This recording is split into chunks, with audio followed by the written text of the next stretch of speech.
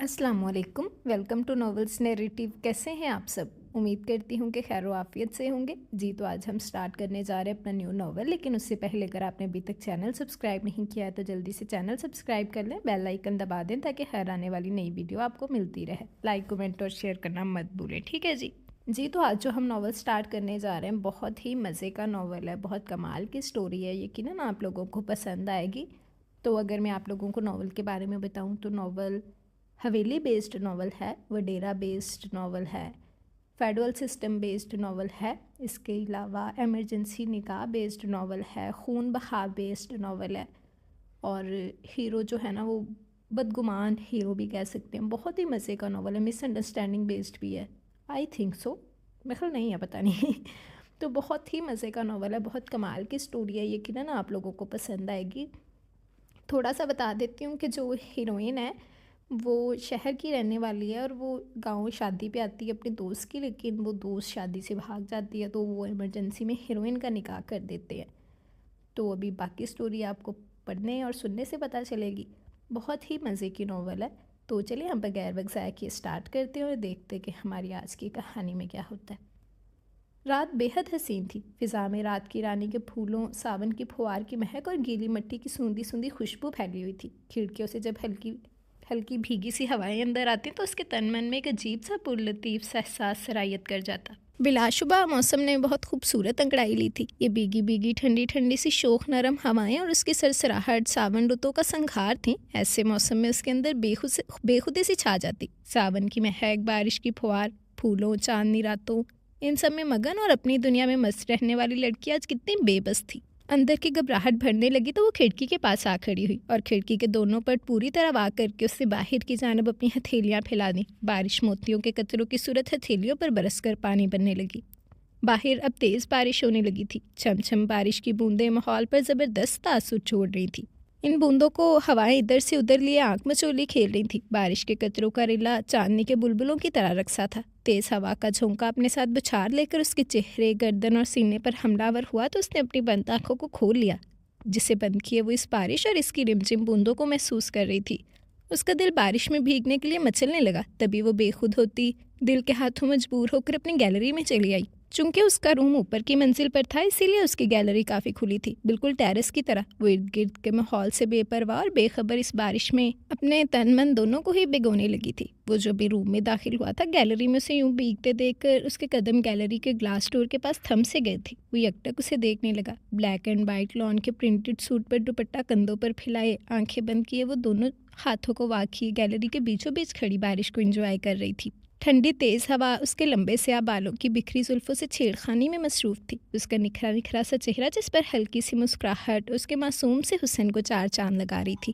ठंडी तेज हवा उसके लंबे स्याह बालों की बिखरी जुल्फों से छेड़खानी में मसरूफ थी। उसका निखरा निखरा सा चेहरा, जिस पर हल्की सी मुस्कुराहट उसके मासूम से हुस्न को चार चांद लगा रही थी। कितने ही पल वो यूं ही सीने पर दोनों हाथ बांधे ग्लास डोर से टेक लगाए उसे देखता रहा।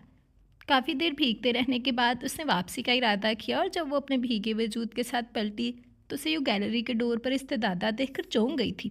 लगता है आपको बारिश बहुत पसंद है, वो उससे मुखातिब था, मगर वो बिना कोई जवाब दिए उसके पास से गुजरकर कमरे में दाखिल होने लगी। क्या हुआ? ये मेरे ही सामने क्यों तुम्हारी बोलती बंद हो जाती है? उसने आगे बढ़कर उसका हाथ थाम लिया था। प्लीज़ हाथ छोड़े मेरा। रुख मुड़े बगैर ही उसने अपना हाथ छुड़वाना चाहा। उफ, इतना गुस्सा, इतना नखरा। वैसे मुझे यूँ नखरे नहीं पसंद। उसका हाथ और मजबूती से पकड़कर मरोड़ा। उसके मुंह से सिसकी निकल गई थी। और मुझे आप नहीं पसंद, खट से जवाब देकर उसने मुखातिब के गुस्से को हवा दी थी। तुम अपने आप को समझते क्या हो? उसे अपनी तरफ खींचते हुए कहा था। अपने आप को तो मैं इंसान समझती हूँ, मगर आपका पता नहीं, वो भी रूबरू होकर बोली थी। चलो तुम्हें बताता हूँ, मेरा पता नहीं ना तुम्हें। उसके दोनों बाजुओं को सख्ती से जकड़े उसे खींचकर बेड की तरफ लाकर पटखा। अगले पल उसके भीगे कपड़े उसके सूखे जिस्म को राहत और तस्कीन दे रहे थे। सफाके की इंतहा पर पहुंचकर भी वो तंज करना ना भूला था। भीगे मौसम में उसके अल्फाज ने आग लगा दी थी। उसका दिल उसके जिस्म की तरह जलने लगा था और आंखों में जैसे मिर्ची सी भरने लगी थी। बंद पलकों की आंखों से आंसू बह बह कर गालों को भिगोने लगे। बाहर बारिश आ रही थी और यहाँ उसके अंदर तूफान बरपा था। रात जो कुछ देर पहले बहुत हसीन लग रही थी, मगर अब यही हसीन रात उसको खून के आंसू रुला रही थी। वडेरा हवेली रानीपुर के नवाही किस्से के कस्बे के वस्त में वडेरे अली बख्श ने तामीर करवाई थी। लाल ईंटों से बनी ये पुख्ता बड़े बड़े सितूनों पर मबनी हवेली देखने वाले को मबहूत कर देती। लाल ईंटों से मुज़य्यन रोशन के दोनों तरफ खजूरों, बरगद और टीशम के दरख्त फैले हुए थे। आगे जाकर जहाँ ये कतार ख़त्म होती और मरकज़ी गेट शुरू होता, वहीं दाएं जानब हरी हरी घास का लिबादा ओढ़े लॉन मौजूद था, जिसमें लकड़ी का एक झूला और साथ ही एक कुर्सी टेबल रखा हुआ था। जबकि बाएं जानब बाग था, जिसमें गुलाब, गुले हज़ारा, गुले दाऊदी, चंबेली, मूंगरे और भी बहुत सारे फूलों की कितारें तरतीब से मौजूद थीं। ज़रा फासले पर एक तालाब भी था, जिसके वस्त में एक फवारा आवेज़ां था। तालाब में कभी गुले नीलूफर अपनी बहार दिखाता। देखने वाला इन नज़ारों में खो सा जाता। अली बख्श के 2 बेटे थे, बड़े खादिम अली बख्श और छोटे हुसैन अली बख्श। बाप की वफ़ात के बाद खादिम अली वडेरे नामज़द हुए। हुसैन अली अपने बाप और भाई से मुख्तलिफ तबीयत के थे। इनकी सारी खिदमत खल्क, हमदर्दी उनमें कूट कूट कर खुदा ने अता की थी। जबकि खादिम अली अगरचे नेक दिल थे, मगर वडेरों वाली सिफ़ात उनमें कसरत से मौजूद थी। खादिम अली का एक बेटा नियाज़ हुसैन शाह था, जिसे पढ़ाई में कोई ख़ास दिलचस्पी ना थी, तभी वो अपनी बनी ज़मीन का काम संभालता। हुसैन अली का एक बेटा अज़ाम और बेटी दानिया थी। उनकी बीवी उन्हें छोड़कर जा चुकी थी और ये ज़िल्लत और रुसवाई वो सह नहीं पाए थे कि शादी के 12 साल बाद उनकी बीवी किसी और के साथ भाग गई। तभी वो दुनिया से मुंह मोड़ गई। हवेली के मुकीनों में बारिश और बुजुर्ग अम्मा जिजल भी रहती थी, जो कि खादम और हुसैन की वालदा थी। एक हादसे में नियाज हुसैन शाह की मौत ने इस हवेली के मुकीनों को हिला कर रख दिया था। और फिर कुछ फैसले इतनी अचानक हुए कि किसी को संभलने का वक्त ही ना मिल पाया। अज़ाम की दिलचस्पी को देखते हुए उसके ताया ने उसे जामशूर यूनिवर्सिटी पढ़ने भेजा था, मगर अपने भाई की हादसाती मौत पर वो फिर से हवेली आ गया, क्योंकि अब यहाँ के मकीनों को उसकी ज़रूरत थी। उसके ताया जवान और इकलौते बेटे की मौत पर टूट से गए थे और आजकल बीमार थे। यासर शेख का ताल्लुक बज़ाहिर तो गुम्बट के करीबी गांव से था, लेकिन अपने वालिदैन की वफ़ात के बाद वो अपना दही गांव छोड़कर कराची शिफ्ट हो गए थे। उनके कज़न रिश्तेदार सब भी इसी गांव में मुकीम थे। नवाब शाह से ग्रेजुएशन करके जब वो कराची शिफ्ट हुए, तब यहीं की रहने वाली सायरा को अपना शरीक सफ़र बनाया। सायरा एक सोशल वर्कर वूमन थी। शादी के बाद भी उनका सोशल सर्कल यूँ ही जारी रहा। यासर शेख भी एक ऑफिस में मैनेजमेंट के अहदे पर फाइज थे। गुजरते वक्त के साथ साथ इनके आंगन में यके बाद दिगरे 2 तितलियों ने अपनी चहचहाहट, रंगों और खुशबुओं से रौनक बख्शी थी। बड़ी बेटी गुलफिशां थी और फिर छोटी जोफिशा।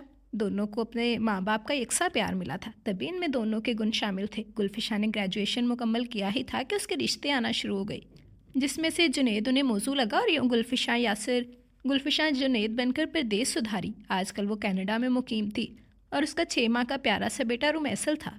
जबकि बातूनी, शरारती, हंसमुख जोफिशा आजकल B.Com करके फ़ारिग थी। उसे घूमने फिरने का बहुत शौक़ था, मगर पापा की अपनी मसरूफियात थी, जबकि मम्मी का अपना सोशल वर्क का दायरा इतना वसी था। और वैसे भी मम्मी को गांव का माहौल पसंद नहीं था, तभी अपने पापा के आबाई गांव वो चाहकर भी नहीं जा पाई थी, मगर वो अनजान थी कि आने वाला वक्त उसको किस दोराहे पर लाकर खड़ा कर देगा। जोफ़ी, सायरा, अरे भाई कहाँ हो तुम सब, नीचे तो आओ। यासिर शेख, जो अभी अभी घर में दाखिल हुए थे, लाउंज में दाखिल होते ही अपनी बेटी और बीवी को आवाज़ें देने लगे। आए पापा, 1 मिनट। जोफ़ी जल्दी जल्दी सीढ़ियाँ उतरते हुए नीचे लाउंज में आई थी। पापा, अरे आप जल्दी आ गए। मम्मा तो बाहर गई हुई हैं, कुछ काम था आपको पापा? अरे भाई सांस तो लो ना। यासिर शेख ने हंसते हुए अपनी बेटी के सवालात की तोप पर ब्रेक लगाते हुए कहा। क्या बात है पापा, आज तो आप काफ़ी खुश भी नजर आ रहे हैं। वाह, आपने तो फ़ौरन गैस कर लिया। अच्छा ये देखो, ये क्या है? यासिर शेख ने जवाब देते हुए अपने ब्रीफ केस में से एक सादा सा कार्ड निकाल कर उसके सामने किया था। ओफो पापा, ऑफ कोर्स ये कार्ड है, और क्या? जोफ़ी, जो अपने पापा की खुशी की वजह जानना चाहती थी, यूँ अचानक कार्ड देखकर बुरा सा मुंह बनाते हुए बोली। ये तो हमें भी पता है ये कार्ड है, पर गुड़िया आपको पता है ये किसका कार्ड है? यासिर शेख ने कार्ड देखते हुए कहा। पापा, अव्वल तो ये कागज़ का कार्ड है, और दो यकीनन किसी न किसी की शादी का ही कार्ड होगा। पापा के बराबर रखे सोफे पर बैठते हुए इसने कहा था। बिल्कुल सही अंदाज़ा लगाया है, ये शादी का ही कार्ड है, और वो भी मेरे इकलौते चचाजाद भाई असफर भाई की इकलौती बेटी नीलूफर की शादी का। यासिर शेख ने अपनी बेटी की बात पर मुस्कुराहट ज़ब्त करते हुए जवाब दिया था। ओह नीलूफर बाजी, वही ना जो पिछले साल गुलाबी की शादी में आई थी। जोफ़ी ने वो कार्ड पापा के हाथ से लेते हुए कहा था। कंधे से ज़रा नीचे तक आते मेहंदी से रंगे बाल, जिनमें सितारों और मोतियों से सजा परांदा डाला हुआ, घुटनों तक आते चुस्त कमीज़ पर घेरेदार शलवार और बड़ा सा दुपट्टा लपेटे, छोटी छोटी आंखों पे मोटा मोटा सा काजल, चेहरे पर पाउडर और क्रीम का बेदरीग इस्तेमाल, और होंठों पर तेज लाल रंग की लिपस्टिक, पेपर सहागा। ये थी नीलूफर उर्फ नीलू, जिसका नाम सुनते ही 2 साल पहले वाली मुलाकात पर नीलूफर का हुलिया छम से जोफ़ी के जहन के कोने में कूद गया था। जी बेटा, वही नीलूफर। कार्ड तो किसी और के हाथ भेजा क्योंकि मसरूफियत की बिना पर वो नहीं आ पाई, मगर फ़ोन करके बहुत इसरार किया। वो भी हमारी गुल की शादी पर आए थे, हमारा जाना भी बनता है, सो बेटा तैयारी कर लो, यासिर शेख ने पुरजोश अंदाज में कहा। कहाँ जाने की तैयारी हो रही है दोनों बाप बेटी में? अच्छा हुआ बेगम आप भी जल्दी लौट आई, ये अपनी नीलूफर की शादी का कार्ड आया है। जोफ़ी को भी बता रहा था कि शादी में जाना है हम सब ने, सो तैयारी शुरू कर ले।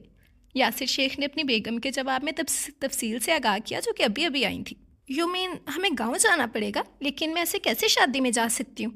मेरा सोशल वर्क का काफ़ी काम है, फिर इसी हफ्ते सेमिनार भी है, और अभी जोफ़ी अपने पेपर से फारिग हुई है, थकन भी नहीं उतरी ठीक से, और आप हैं कि चलने की तैयारी। हाल ये है कि बेगानी शादी में अब्दुल्ला दीवाना। सायरा वहीं उनके पास बैठते हुए माथे पर ढेरों ढेर शिकने लाए अजीब से लहजे में बोले। हद दे बेगम, वो कोई बेगाने नहीं और ना पराए हैं, मेरे अपने ही तो हैं। जोफ़ी बेटा आप ज़रा 2 कप चाय तो बना लाएं, यासिर शेख ने अपनी बेगम को जवाब देने के साथ ही जोफ़ी को चाय का कहा था। जी पापा अभी लाई। वो किचन की तरफ बढ़ गई, जबकि पीछे से आती मम्मा और पापा की बहस की आवाज़ें बखूबी उसके कानों तक पहुंच रही थी। वो जानते थे कि हमेशा की तरह इस बहस का नतीजा ला हासिल ही होगा, शायद क्योंकि मम्मा को गांव जाना कभी भी पसंद नहीं रहा था। बिलाखिर वही हुआ जिसका उसे डर था। पापा ने ही बिलाखिर हार मान ली थी। मम्मा ने तो जाने से इनकार कर दिया था, पर वो जोफ़ी को अपने साथ ले जाने पर कायल कर चुके थे। जोफ़ी ने इनकार इसलिए नहीं किया, एक तो वो आजकल फारिग थी और बोर हो रही थी, करने को कुछ था नहीं, सोचा थोड़ी आउटिंग हो जाएगी, और दूसरा ये कि वो अपने पापा की खुशी की खातिर शिरकत करना लाजमी समझ रही थी, क्योंकि मम्मा ने जो इनकार किया था पापा का जोश मानंद पड़ गया था। पर अब उसके साथ जाने पर वो अपने पापा के चेहरे पर खुशी के ढेरों रंग देख रही थी। शादी में गोके अभी 2-3 दिन थे, पर यासिर शेख का कहना था कि यूँ अच्छा नहीं लगता कि हम गैरों की तरह शादी के मौका पर जाएं। इसलिए वो लोग शादी से 2-3 दिन पहले जा रहे थे। कराची से वो लोग बजरिया ट्रेन सक्खर के करीब वाक़या खुम्बट शहर के लिए रवाना हुए थे। हैदराबाद, नवाबशाह और दीगर छोटे बड़े शहरों से गुजरते हुए ट्रेन ने जब उन्हें खम्बट के स्टेशन पर उतारा तो अगले ही पल जोफ़ी को आसपास वीरान खेतों खलियान और दूर इक्का दुक्का दुकानें और छोटे घर देखकर अपने यहाँ आने के फैसले पर अफसोस हुआ था। स्टेशन पर उन्हें चचा जफर ही लेने आए थे। प्लेटफॉर्म क्रॉस करके वो लोग दूसरी तरफ पहुंचे तो कितार दर कितार यहाँ टांगे यूं खड़े थे जैसे जिना टर्मिनल के बाहर टैक्सियां खड़ी होती हैं। खैर वो सब एक टांगे पर सामान समेत सवार हुए और अपनी मंजिल की जानब रवा दवा हुए। पापा तो चूंकि इन सब के आदी रह चुके थे, उनके लिए सब नया नहीं था, इसलिए वो चचा जफर से बातों में मसरूफ़ थे, जबकि जोफ़ी के लिए सब कुछ नया और अनोखा था। कभी वो टांगे की हरकतों सकनात पर गौर करती तो कभी अपने दाएं बाएं गुजरते गन्ने के खेतों और खजूर के ऊंचे लंबे दरख्तों पर निगाह दौड़ाती, तो कभी कच्चे पक्के रस्तों पर टांगे से उठने वाली धूल मट्टी को चेहरे पर आने से रोकती। गर्ज ये कि लाभमत ना ही सोचों और अंदेशों में गिरकर बिलाखिर उनका सफ़र अख्ताम पजीर हुआ, जिसे उसने दिल ही दिल में धूल मट्टी की सवारी का नाम दिया। चचा जफर तो उनका सामान संभाले कच्ची पक्की पगनड्डी पर चलने लगे थे, जबकि ऊंचे नीचे पत्थरों पर हील वाली सैंडल से चलना उसके लिए मुहाल था। करीब था कि वो पास पड़े किसी पत्थर पर बैठकर रोने लगती कि पापा ने उसका हाथ थाम लिया और वो यूं उनके हमरा गिरती पड़ती कच्चे पक्के कितार दर कितार बने मकानों के मोहल्ले में दाखिल हो गई थी। उसने इतराफ में हैरत और नागवारी से जायजा लिया। ईंटों और मिट्टी के गारे से बने ये घर, जिनकी छतें खजूर की शाखों तने वगैरह से ढकी हुई थी, और किसी इक्का दुक्का घर की छतें टीन की थीं। पास ही एक मस्जिद बनी हुई थी, थोड़ा सा आगे उसे कुछ दुकानें भी नजर आईं। अब वो लोग चचा जफर के घर के सामने थे। गो के चचा जफर के घर की बनावट और साख्त भी कुछ ऐसी ही थी जैसे कि आस पड़ोस के घरों की, पर फिर भी चचा जफर का घर उनसे कुछ बेहतर हालत में था। वो सब आगे पीछे अंदर दाखिल हुए। अरे ये क्या, फिर चलना पड़ेगा? उसने बेसाख्ता इतने बड़े खुलियो वसीओ और सिहन को देखा था जिसके आखिरी सिरे पर कमरे बरामदे वगैरह दिख रहे थे। गुड़िया गांव के घर ऐसे ही होते हैं, आप पहली बार आई हो ना बेटा, इसीलिए सब कुछ अजीब लग रहा है, चलो आओ। पापा ने उसकी हैरान शक्ल को देखते हुए कहा तो वो भी हैरत ज़द में से गंग आगे बढ़ी। चौड़ा सहन पार कर लेने के बाद ही बरामदे में असफर चचा की बीवी नूरा, उनकी सास, पापा की फुप्पो और भी काफ़ी ख़वातीन उनके इस्तकबाल के लिए खड़ी थी, जिन्होंने बड़े तपाक और गर्मजोशी से इस्तकबाल किया था। सिर्फ उसके पापा का ही नहीं बल्कि उसको भी गले लगाकर ढेरों प्यार से नवाजा, और इन सब की इतनी पुरखलूस मोहब्बतें देखकर शर्मिंदा सी होने लगी। तभी चच्ची नूरा के हमरा वो कमरे में चली आई थी। पुत्र हाथ मुंह धो आराम कर। चच्ची नूरा की बात पर धूल मिट्टी की सवारी याद आई तो वो सामने लगे शीशे की तरफ पड़ी। अपनी सूरत और हुलिया देखते ही चीख निकलने के करीब थी। धूल मिट्टी से हटे बाल जो चिड़िया का घोंसला लगते थे, सफ़ेद रंग धूप की तमाजुद से सुर्ख पड़ चुका था और होंठ खुश्क। वो चच्ची की हमराही में वॉशरूम की तरफ भागी। नहाने और अच्छी तरह फ्रेश होने के बाद और शरबत के 2 गिलास गटागट पीने के बाद वो कमरे में वापस आई तो वहाँ रखी चारपाई पर सोने की गर्ज से लेट गई। खाने का फिलहाल मूड नहीं था, इसलिए वो इनकार कर चुकी थी। चारपाई पर सोना भी उसके लिए आसान ना था, पर करवट लेते बिल आखिर वो नींद की वादियों में उतर ही गई थी। वो नहीं जानती थी कि वो कितनी देर तक सोती रही है, क्योंकि वो लोग जब यहाँ पहुँचे तो दोपहर का वक्त हो रहा था। मगर अब जो उठकर कमरे से बाहर निकली तो बरामदे में पानी का छिड़काव करके चारपाइयाँ रखी जा रही थी। सब छोटे बड़े चारपाइयों पर बुरे जमान थे। मौसम थोड़ा हबस आलूद हो रहा था, जिसकी वजह से स्टैंड फैन लगाए गए थे। यूँ मौसम की गर्मी और हबस में खातर कमी हुई थी। उसके कदम वहीं कमरे की देवड़ी पर जम से गए थे। वो अजीब सी कश्मकश में गिर गई थी। अजनबी माहौल, अनदेखा गाँव, वो अजीब सी सोच में गुम थी। अरे धीरानी, इधर आ जाओ। नूरा चच्ची की नज़र शायद उस पर पड़ी थी, तभी उन्होंने उसे पुकारा। नूरा चच्ची और आस पड़ोस की कुछ औरतें मेहंदी के थाल सजा रही थी और आपस में सिंधी में बातें कर रही थी। उसका मूड बिल्कुल नहीं था कि वो वहाँ इन सब के बीच आकर बैठे, क्योंकि यहाँ गांव में सिर्फ इक्का दुक्का लोगों को ही थोड़ी बहुत उर्दू आती थी, वरना बाकी सब सिंधी में ही बातें करते। एकदम उसे नीलूफर याद आई। वो जब से आई थी नीलूफर से मिली नहीं थी। नीलूफर ने गाँव के ही सरकारी स्कूल से 8 जमातें पढ़ी थी, तभी उसको उर्दू खालिस थी। चच्ची, नीलूफर कहाँ है? बेटा वो पहाड़ी पड़ोस में अपनी हवा के यहाँ माइयों बैठी है, आज मेहंदी रखी है, सब मर्द पे जमा होंगे, तभी वहाँ बिठाया है। जावे जुल्फ़ी, अद्दी ने नीलू के पास छोड़ा। जुल्फ़ी को जवाब देने के साथ साथ पास खड़े बच्चे से भी मुखातिब होते हुए कहा। तभी 8 साला बच्चा उसकी तरफ चला आया तो वो भी अपना दुपट्टा ठीक से उड़ते हुए उसकी हमराही में दरवाजे की जानिब बढ़ी, क्योंकि पापा ने उसे थोड़ा बहुत यहाँ के माहौल के बारे में बताया हुआ था कि यहाँ पर औरतें बड़ी सी चादर लिए बगैर घर से बाहर कदम नहीं रखती। वो बच्चा उसे नीलू के कमरे तक छोड़कर चला गया था। वो अंदर दाखिल हुई तो हैरत का एक और झटका लगा। नीलूफर का पूरा चेहरा एक कपड़े से ढांपा हुआ था और उसके सिर्फ 2 आंखें ही दिख रही थी। नीलूफर आगे बढ़कर उसके साथ लगी तो उसे थोड़ा होश आया। यार ये क्या है? मैं मायूं बैठी हूँ ना, तो ये हमारे हाँ पहनते हैं कि किसी गैर मर्द को चेहरा ना दिखाए, क्योंकि यहाँ सबका मानना है कि फिर कंवार दुल्हन पर रौनक नहीं आती। पीले माइयों के कपड़ों में मलबूस नीलूफर ने गांव के इस रवाज के बारे में बताया। तुम्हें घुटन नहीं होती इस तरह चेहरे को छुपाए रखने से? जोफ़ी ने उसके हमरा चारपाई पर बैठते हुए पूछा। यहाँ के बड़े बुजुर्गों का इस रस्म का बहुत मानना है। वैसे भी अक्सर कमरे में सिर्फ घर की खवातीन ही हों तो मैं कपड़ा चेहरे से हटा देती हूँ। नीलूफर ने अपने चेहरे पर से कपड़ा हटाते हुए कहा। उसने नीलूफर की सिमत देखा तो ये क्या? रोई रोई सी आंखें सुरखंगारा हो रही थी। क्या बात है, अभी तो घर से दूर गई भी नहीं, अभी से आंखें जलथल हो गई हैं। उसने नीलूफर की उदासी कम करने के लिए शरारत से छेड़ा, मगर वो उसके सीने से आ लगी थी। अरे क्या हुआ यार? उसने परेशानी से उसकी तरफ देखा था। पहले तुम वादा करो ये बात किसी से शेयर नहीं करोगी। नीलूफर ने अपना हाथ उसके आगे किया था। अच्छा यार चलो मैं वादा करती हूँ, लेकिन ऐसी भी क्या बात है? उसे अपना हाथ उसकी हथेली पर रखते हुए पूछा। बात यह कि मैं इस शादी से खुश नहीं और ना ही तैयार। नीलूफर की बात पर वो चूक गई थी। मगर यार, इससे पहले कि जोफ़ी कुछ कहती या पूछती, नीलूफर ने हकीकत बतानी शुरू की थी। मैं और समी सजाद एक दूसरे के बचपन के साथी हैं और एक दूसरे को पसंद भी करते हैं। मैंने जब भी शादी के सपने देखे सज्जू के ही साथ देखे। हमारे ही गोद में रहता है, गरीब ज़रूर है मगर बहुत मोहब्बत करता है। मगर मेरी तकदीर ने अजब खेल खेला। बाबा का वडेरों के आदमियों के साथ झगड़ा हुआ था, जिसमें उनका आदमी मारा गया, जो कि वडेरे का बेटा था। और यूँ बदले में पंचायत ने बाबा को ये फैसला सुनाया कि मेरी शादी वडेरों के हाँ हो, यानी खून बहा में मुझे सौंपा जाए।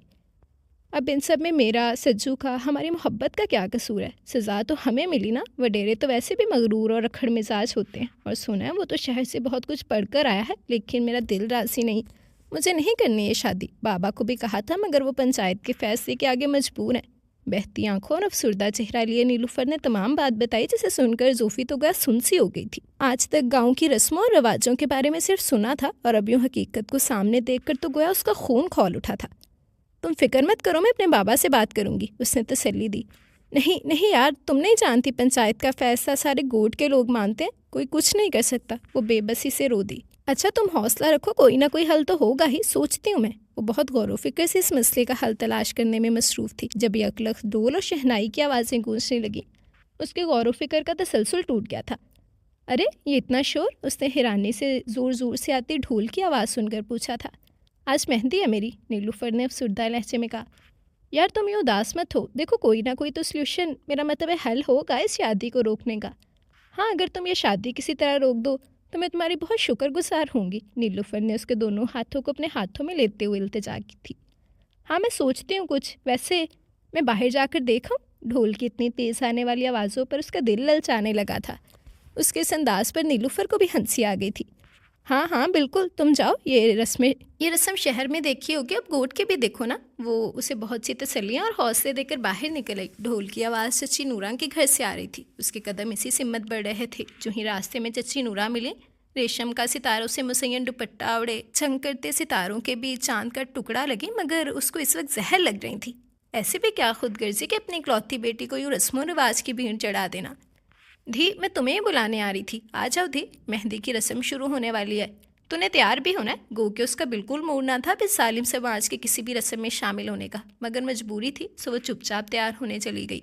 वो जब तैयार होकर बाहर निकली तो चच्ची नूरा की तुंदे नाना करने के बावजूद उसके बालों में मोतियों का पिरांदा भी गूंद दिया। उसे इस वक्त अपना आप देखकर बहुत हंसी आने लगी थी। वो भी उन्हीं की तरह गाँव की लड़की लग रही थी। सेहन में पहुंची तो हैरान हो गई। अभी शाम में जब यहाँ से गई थी तब तो लगता ही नहीं था कि शादी वाला घर है, मगर अब तो मंजर ही अलग था। सेहन में मौजूद तख्त पर ढोल शहनाई वाले बैठे थे, साथ ही कपड़ा बिछा हुआ था। एक तरफ औरतों का झमघट्टा था। जरा नजदीक जाने पर पता चला कि दुल्हे राजा एक शानदार सी कुर्सी जिस पर अजरक और कढ़ाई वाला गिलाफ बिछा हुआ था, उस पर बुरे जमान थे। उसके साथ चचा जफर, पापा और भी एक दो मर्द खड़े थे। शायद रिश्तेदार ही थे, जबकि थोड़े ही फासले पर चंचलो शौक लड़कियां चमकीले भड़कीले लिबास से इब्तन की मेकअप का खुला इस्तेमाल किया और बालों को परांदा डाले किसी गाने पर अजीब ही तरीके से नाच रही थी। ढोल की थाप उनके नाचने में और जोश पैदा कर देती। वहीं साथ ही बड़ी बूढ़ी औरतें उनके सरों पर से पैसे वार वार कर ढोल वाले के पास पीछे कपड़े पर फेंकती जाती। ढोल और शहनाई वाले चारपाई पर बैठे अपने काम को बखूबी अंजाम दे रहे थे। जूफी बहुत गौर से ये सब देख रही थी। जब ही चची नूरा की आवाज़ उसके कानों में पड़ी, वो शायद किसी से उसका तारुफ करवा रही थी। ये अपनी नीलोफर के बड्डे ताया की दी है, कराची से आई है। उसने आवाज़ के ताकुब में देखा। चची नूरा, जो कुछ देर पहले घूट की कुछ औरतों से उसके तारुफ में मसरूफ़ थीं, अब दुल्हे के पास मौजूद थीं। उसने गौर से उसकी तरफ देखा। ऊंचा लंबा सा कद, चौड़ा बदन, घनी मूंछ, उतले नाभि होंठ, सफ़ेद कुर्ता, सर पर बंदी सिंधी टोपी और कंधों पर अजरक फैली हुई थी। मूंछों को ताव देते हुए काफ़ी अखड़ मिजाज और घमंडी इंसान लग रहा था, और उम्र में भी नीलोफर से 5 या 7 साल तकरीबन बड़ा ही लग रहा था। अपनी तरफ देखता पाकर उसने मुस्कुराहट पास की। जूफी को उसकी मुस्कुराहट जहरीली लगी थी। वो रुख मोड़ गई। ढोलक की जोर शोर की थाप, शहनाई की गूंज, बड़ी बूढ़ी औरतों का मंझली लड़कियों को पकड़ पकड़ कर नाचने के लिए मैदान में लाना और फिर उनके सर पर से पैसे वारना, ये सब अनोखा भी था और नया भी। नीलूफर की तरफ से कुछ पलों के लिए उसका ध्यान जो हटा तो वो काफ़ी देर तक उस मंजर में खो गई थी। उसे भी सबने नाचने पर मजबूर किया, मगर ना ही उसे यूँ नाचना आता था और ना ही उसका दिल था। दुल्हे को मेहंदी लगाने की रस्म शुरू हो गई थी। अब चच्ची नूरा और बाकी सब औरतें मेहंदी और सुहाग के गीत गा रही थी। ये सब सुबह के 4 बजे तक जारी रहा। उसका इरादा और ख्याल था कि अब ये रस्म ख़त्म हो गई तो अब सब सोएंगे, मगर ये उसकी खाम ख्याली थी। चच्ची नूरा की ज़ुबानी उसे पता चला कि मेहंदी के अख्ताम के बाद निकाह और रुखसती होनी है। दूल्हा भी बैठक में जा चुका था। क्योंकि वो दूसरे गांव से आया था, इसीलिए उसे यहीं पास में घर के करीब बैठक में ठहराया गया था। इसीलिए वो भी तैयार होने जा चुका था।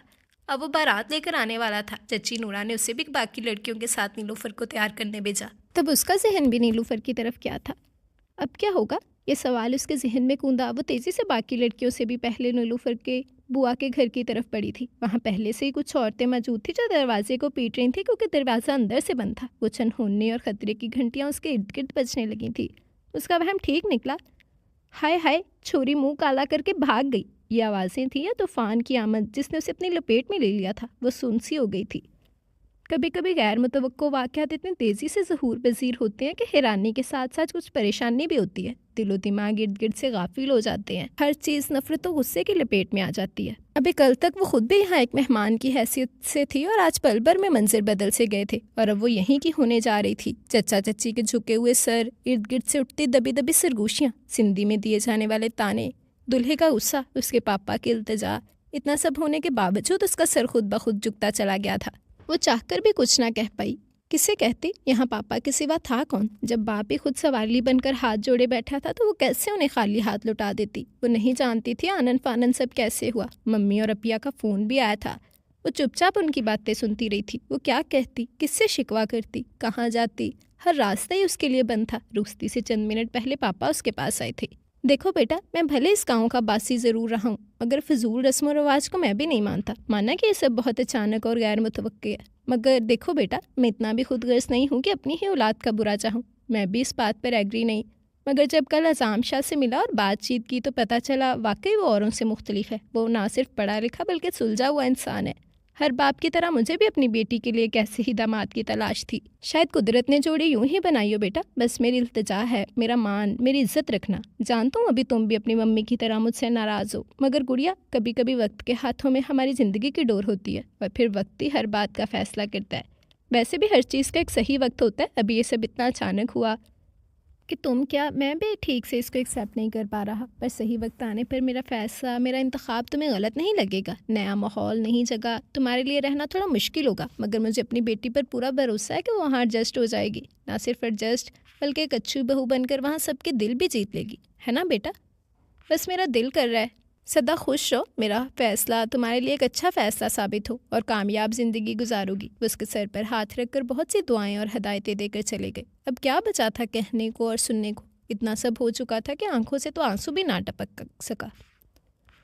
वो जब तक कस्बे में दाखिल हुए तब तक रात की तारीकी फैल चुकी थी। कस्बे में उनकी बड़ी सी हवेली शादी के घर का रवायती नमूना बनी हुई थी। रोशनियाँ, सजावटें, मेहमानों का शोरगुल, ढोलक की थाप पर रवायती सिंधी गीतों से इस्तकबाल हुआ। वो इन सब चीज़ों से लाताल्लुक अजनबी और अनजाने लोगों के घेरे में हवेली में दाखिल होकर लॉन, राहदारी और कमरे दर कमरों से गुजरते हुए एक बड़े से हालनुमा कमरे में पहुंचा दी गई थी। सर पर मौजूद अजरक का बड़ा सा घूंघट उसकी घुटन में इतना इजाफा नहीं कर रहा था जितनी उसके अंदर घुटन मौजूद थी, क्योंकि अंदर की घुटन बाहर की घुटन पर हावी थी, इसलिए उसे उसकी परवाह ही ना थी और ना ही कोई एहसास। पता नहीं किन किन रस्मों से उसका स्वागत हुआ और किन किन से तारुफ। वो तो बस गुमसुम और लाताल्लुक से बुत बनी बैठी थी। तभी एक बड़ी भी जो शायद हवेली की बड़ी लग रही थी, उसने उसे मुंह दिखाई से नवाजा और साथ ही उनके कहने पर उसे ऊपर रूम में पहुंचाने की जसारत की गई तो उसने सुकून का सांस लिया था। वो आज दुल्हन बनी थी, मगर दिल में ना कोई जज्बे थे और ना कोई उमंग थी। आंखों में कोई ख्वाब ना था और ना ही दिल की उताक पर ख्वाहिशों के चिराग खुशियों की सरजमीन पर रोशन थे। उसका दिल हर तरह के जज्बात से आरी बंजे ज़मीन की मानद हो गया था। भला यूं भी होना था? उसने कब उसकी संगत के ख्वाब देखे थे जिसे उसका हमराही बना दिया गया था। कमरे में पहुंचकर उसने झट से घूंघट उलट दिया और इर्द गिर्द नज़र दौड़ाई। उसका ख्याल था कि सादा सा सिंधी कल्चर की अक्सी करता कमरा होगा, मगर उसका ख्याल गलत साबित हुआ। हल्के पर्पल रंग से रंगे इस कमरे में सब कुछ रंग की मुनासबत से था। गोल्डन और पर्पल शेड के मखमली पर्दे, फर्श पर बिछा गोल्डन और ब्लैक ताबीज़ कालीन, गोल्डन लकड़ी से बना फर्नीचर, एक साइड पर 2 कुर्सियां और मेज़ रखकर सिटिंग रूम बनाया हुआ था। साथ ही दीवार की अलमारी थी। उसके साथ ही ड्रेसिंग टेबल पर बहुत से जेंट्स परफ्यूम, स्प्रे और भी पता नहीं क्या क्या रखकर सजाया गया था। बेड के बिल्कुल सामने शोकेस पर बड़ा सा टीवी, नीचे सीडी प्लेयर, डीवीडी और रैक में मौजूद तरतीब से रखी किताबें कमरे के मकीन के ज़ौक़ का मुंह बोलता सबूत था। वो बैठे बैठे उकता गई तो अजरक नमा बड़े से दुपट्टे को उतार कर बेड पर रखा और ड्रेसिंग टेबल के सामने जाकर खड़ी हो गई थी। जो सूट वो नीलूफर की शादी में पहनने को लाई थी वही जेबतन किया हुआ था। जंडा कलर का जारजेट का सूट था जिस पर हल्का हल्का सितारों का काम था और अभी इसी सूट में वो बराए नाम दुल्हन बनी हुई थी। बारात के साथ है नीलूफर के लिए सामान, बीमा, जेवरात इस वक्त उसके बदन पर सजा हुआ था। एकदम उसकी आंखों में मिर्ची सी पड़ने लगी। क्या कोई ऐसी भी दुल्हन होगी? क्या किसी की ऐसी भी शादी होती होगी जिसे ना मेहंदी लगी, ना तैयार किया गया, ना सुर्ख चूड़ा पहनाया गया, जिसे ना अपने ससुराल की खबर ना अपने शौहर का पता? उसे यकलख्त बेतहाशा रोना आया था। उसने नोच नोच कर अपने जिस्म पर सजा सारा जेवर उतार कर ड्रेसिंग टेबल पर ढेर कर दिया। वो अपनी बेबसी के मातम में इस कदर खो गई थी कि उसे पता ही ना चला कि कोई रूम में भी दाखिल हो चुका है। ना सिर्फ दाखिल बल्कि बेड पर बैठा उसके सारे कार्रवाई देख रहा है। ये सब करने से तुम्हें सुकून मिलता है तो बेशक करो, मगर एक बात याद रखना, ये रोना धोना, ये सोग, ये मातम तुम इस कमरे की 4 दीवारी तक महदूद रखना। हम इस कस्बे के वडेरे हैं, बहुत इज्जत है हमारी इज्जत पर आंच भी आई तो हम बर्दाश्त नहीं करेंगे। और कब से आने वाली मुखालिफ की आवाज़ पर वो चौंकी और पलटी। क्लफ वाला ब्लैक सूट पहने, सर पर अजरक की ही पगड़ी पहने, फूलों का हार उतार कर बेड पर रखते हुए उससे मुखातिब था। उसके और अज़ाम शाह के दरमियान 3 से 4 कदमों का फासला था। उसके जज्बात, एहसासात सब लापता थे। वो रेत की भरभरी दीवार की मानद महसूस कर रही थी। उसे समझ नहीं आ रहा था कि जाए तो कहाँ। आगे कुआं, पीछे खाई की मानद। आगे वो शख्स मौजूद था जिसके इकरार की वजह से आज उसका अपना वजूद ही बदल चुका था। वो ज़ूफ़ी से ज़ूफ़ी शाह बन गई थी।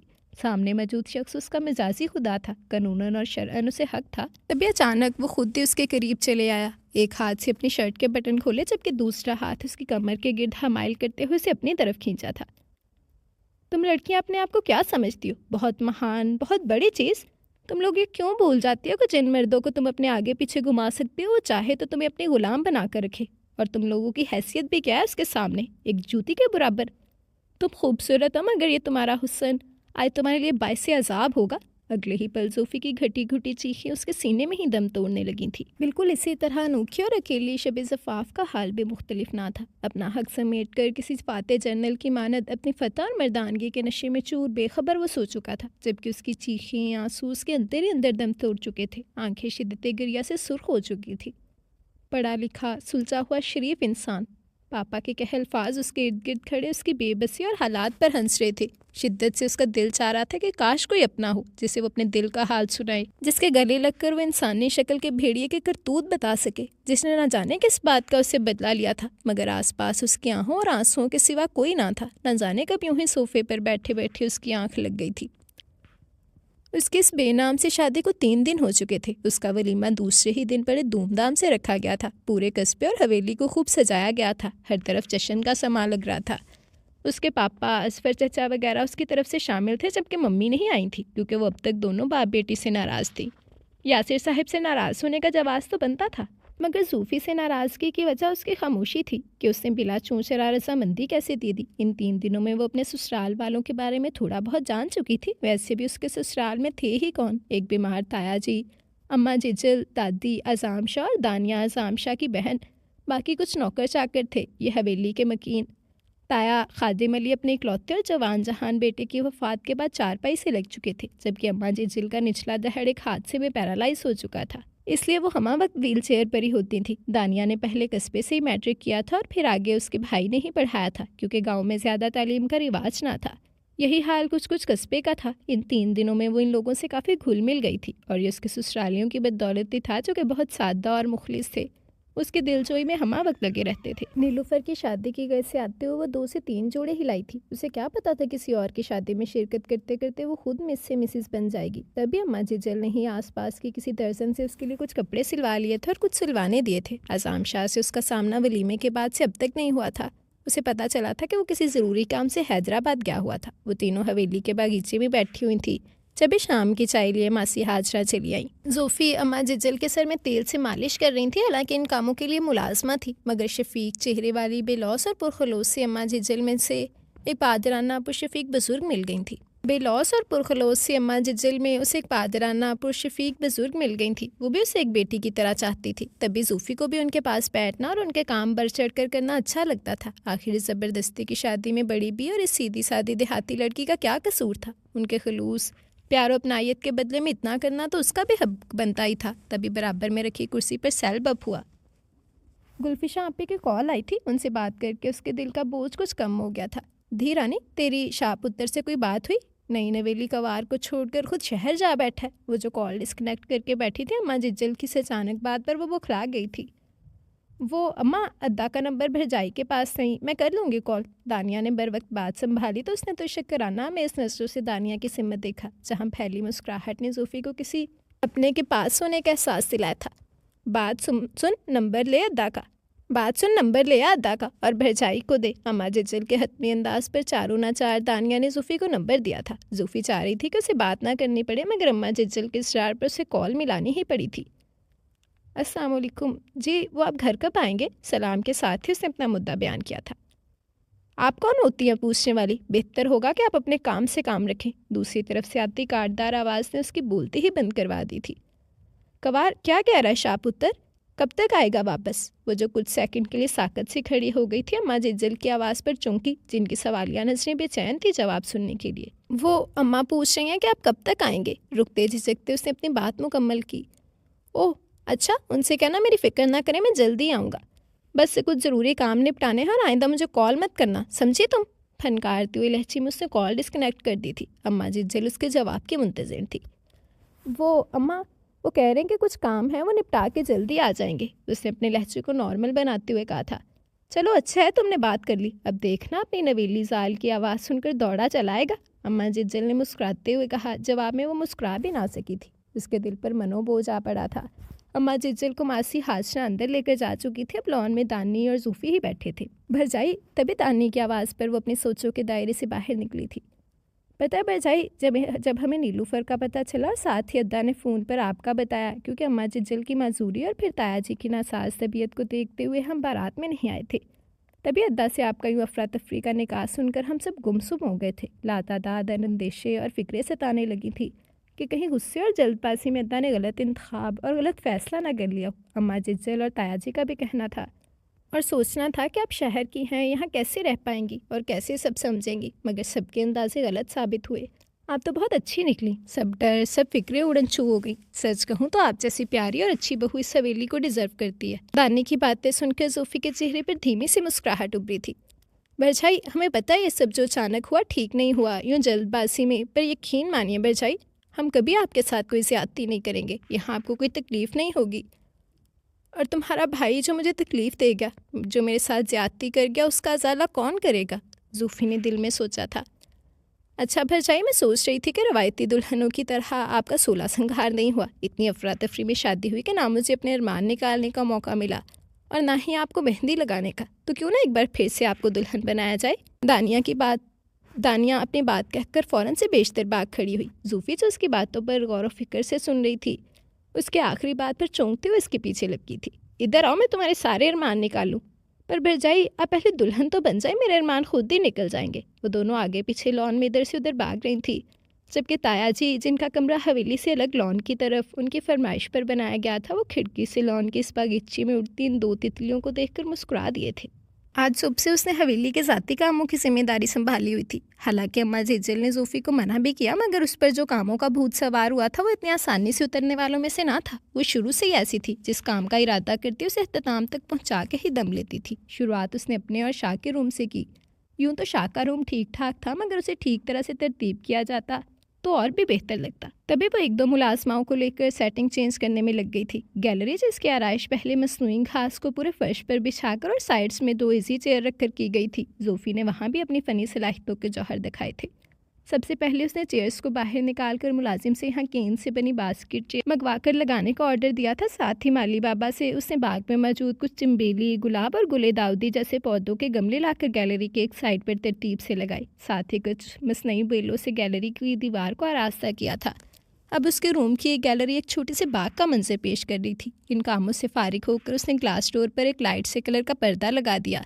मुलाजमीन के साथ साथ दानिया ने भी उसकी सेटिंग और चेंजिंग की काफ़ी तारीफ की। फिर वो नीचे आ गई। पहले सूप बनाकर अम्मा जिज्जल और ताया जी को भिजवाया और फिर किचन के शेफ, कैबिनेट सब खाली करके मसालों के जार और बाकी सब सामान को अपनी तरतीब से रखवाया। किचन में उसने मिनी प्लांट रखवा कर बहुत खूबसूरत सा तासुर दिया था। यूँ दोपहर तक वो अच्छी खासी मसरूफ़ रही थी। लंच करके फारिग होने के बाद उसने अपने कमरे का रुख किया। उसका मूड था कि वो एक फ़्रेश बात लेकर कुछ देर आराम करेगी। अम्मा जिज्जल के दिए हुए सूटों में उसने एक प्याजी रंग का खूबसूरत सा सूट निकाला, जिस पर हल्की हल्की सी सिंधी कढ़ाई हुई थी। नहाने के बाद उसे अपना आप काफ़ी हल्का फुल्का और फ्रेश महसूस होने लगा था। तभी उसकी पलकें बोझल होने लगी। उसकी आंख रूम के डोर पर होने वाली हल्की हल्की सी दस्तक पर खुली। वह दरवाजे की जानब बढ़ गई जहाँ दानिया मौजूद थी। बरछाई, ओह, वो जो दरवाज़ा वाह होने पर कुछ बोलने वाली थी, सोफ़ी पर नजर पड़ते ही चुप हो गई थी। वाह बरछाई, बड़ी सोनी लग रही हो आप तो। बस ज़रा यहाँ आओ। वो उसका हाथ हमें अपने रूम में ले आई थी। अरे पहले बताओ तो, तुम क्या कहने आई थी? जोफ़ी ने उसकी जानब देखते हुए पूछा था।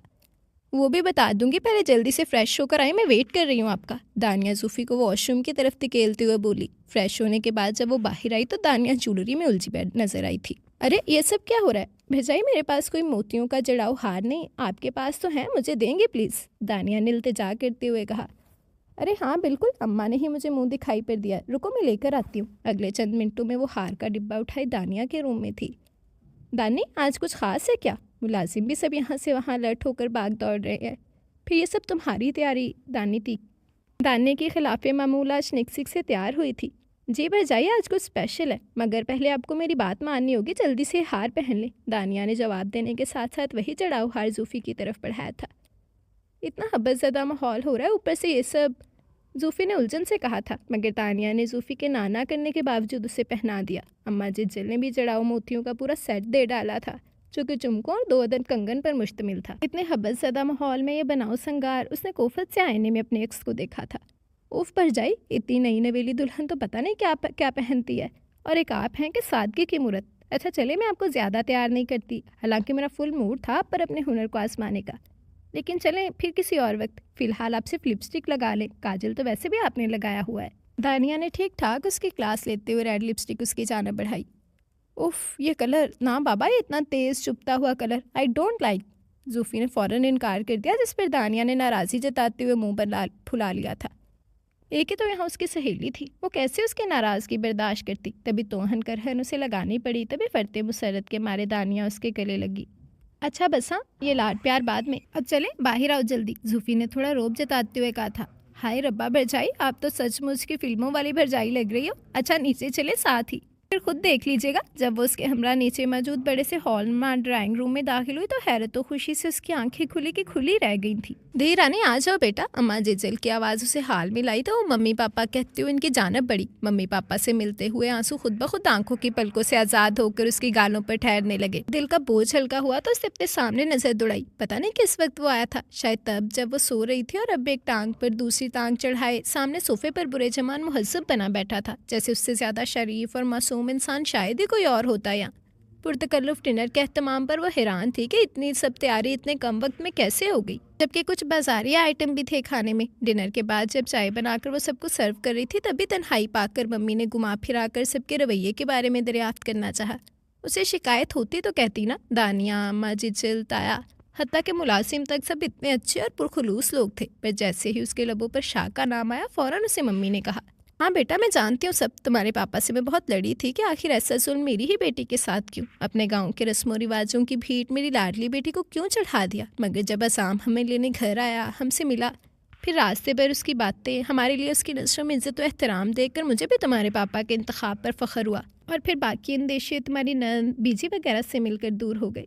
तुम्हें याद है ना, मैं अक्सर कहा करती थी काश मेरा बेटा होता। आज अज़ाम से मिलकर ये ख्वाहिश पूरी हो गई। क्या कोई माँ बाप होंगे इतने खुशनसीब जिन्हें इतना अच्छा घराना उससे ध्यान मिला हो अपनी बेटी के लिए। यूँ तो गुलफिशा का शौहर भी बहुत अच्छा है, मगर मुझे उसकी तरफ से कभी टेंशन नहीं लेनी पड़ी, क्योंकि ससुराल नाम से उसका सामना ही नहीं पड़ा। तुम्हारी तरफ से बहुत परेशान थी और यहाँ आकर मेरी सब फिक्रें खुशियों के रंगीन पानी से धुल गई। बेटा जोड़ियाँ तो ऊपर वाले ने पहले से ही बनाई होती हैं, बस शायद किस्मत में तुम दोनों के मिलन का साथ यूं ही लिखा हो। मगर सच पूछो तो ये मिलनसार और सादा लोग बहुत अच्छे हैं, हमसे भी ज्यादा इन्हें तुम्हारा ख्याल है। सबके लहजों में तुम्हारे लिए प्यार और मान है, लेकिन फिर भी तुम यहाँ मिसफिट हो, तकलीफ में हो, कोई शिकायत हो तो बोल दो, मगर बस एक इल्तिजा है, हमारा भी मान रखना, क्योंकि ये शादी जो इत्फाकिया तौर पर हुई थी, मगर अब यही वो डोर है जिसे थामे रखना ताहयात तुम्हारा फर्ज है और जिम्मेदारी भी।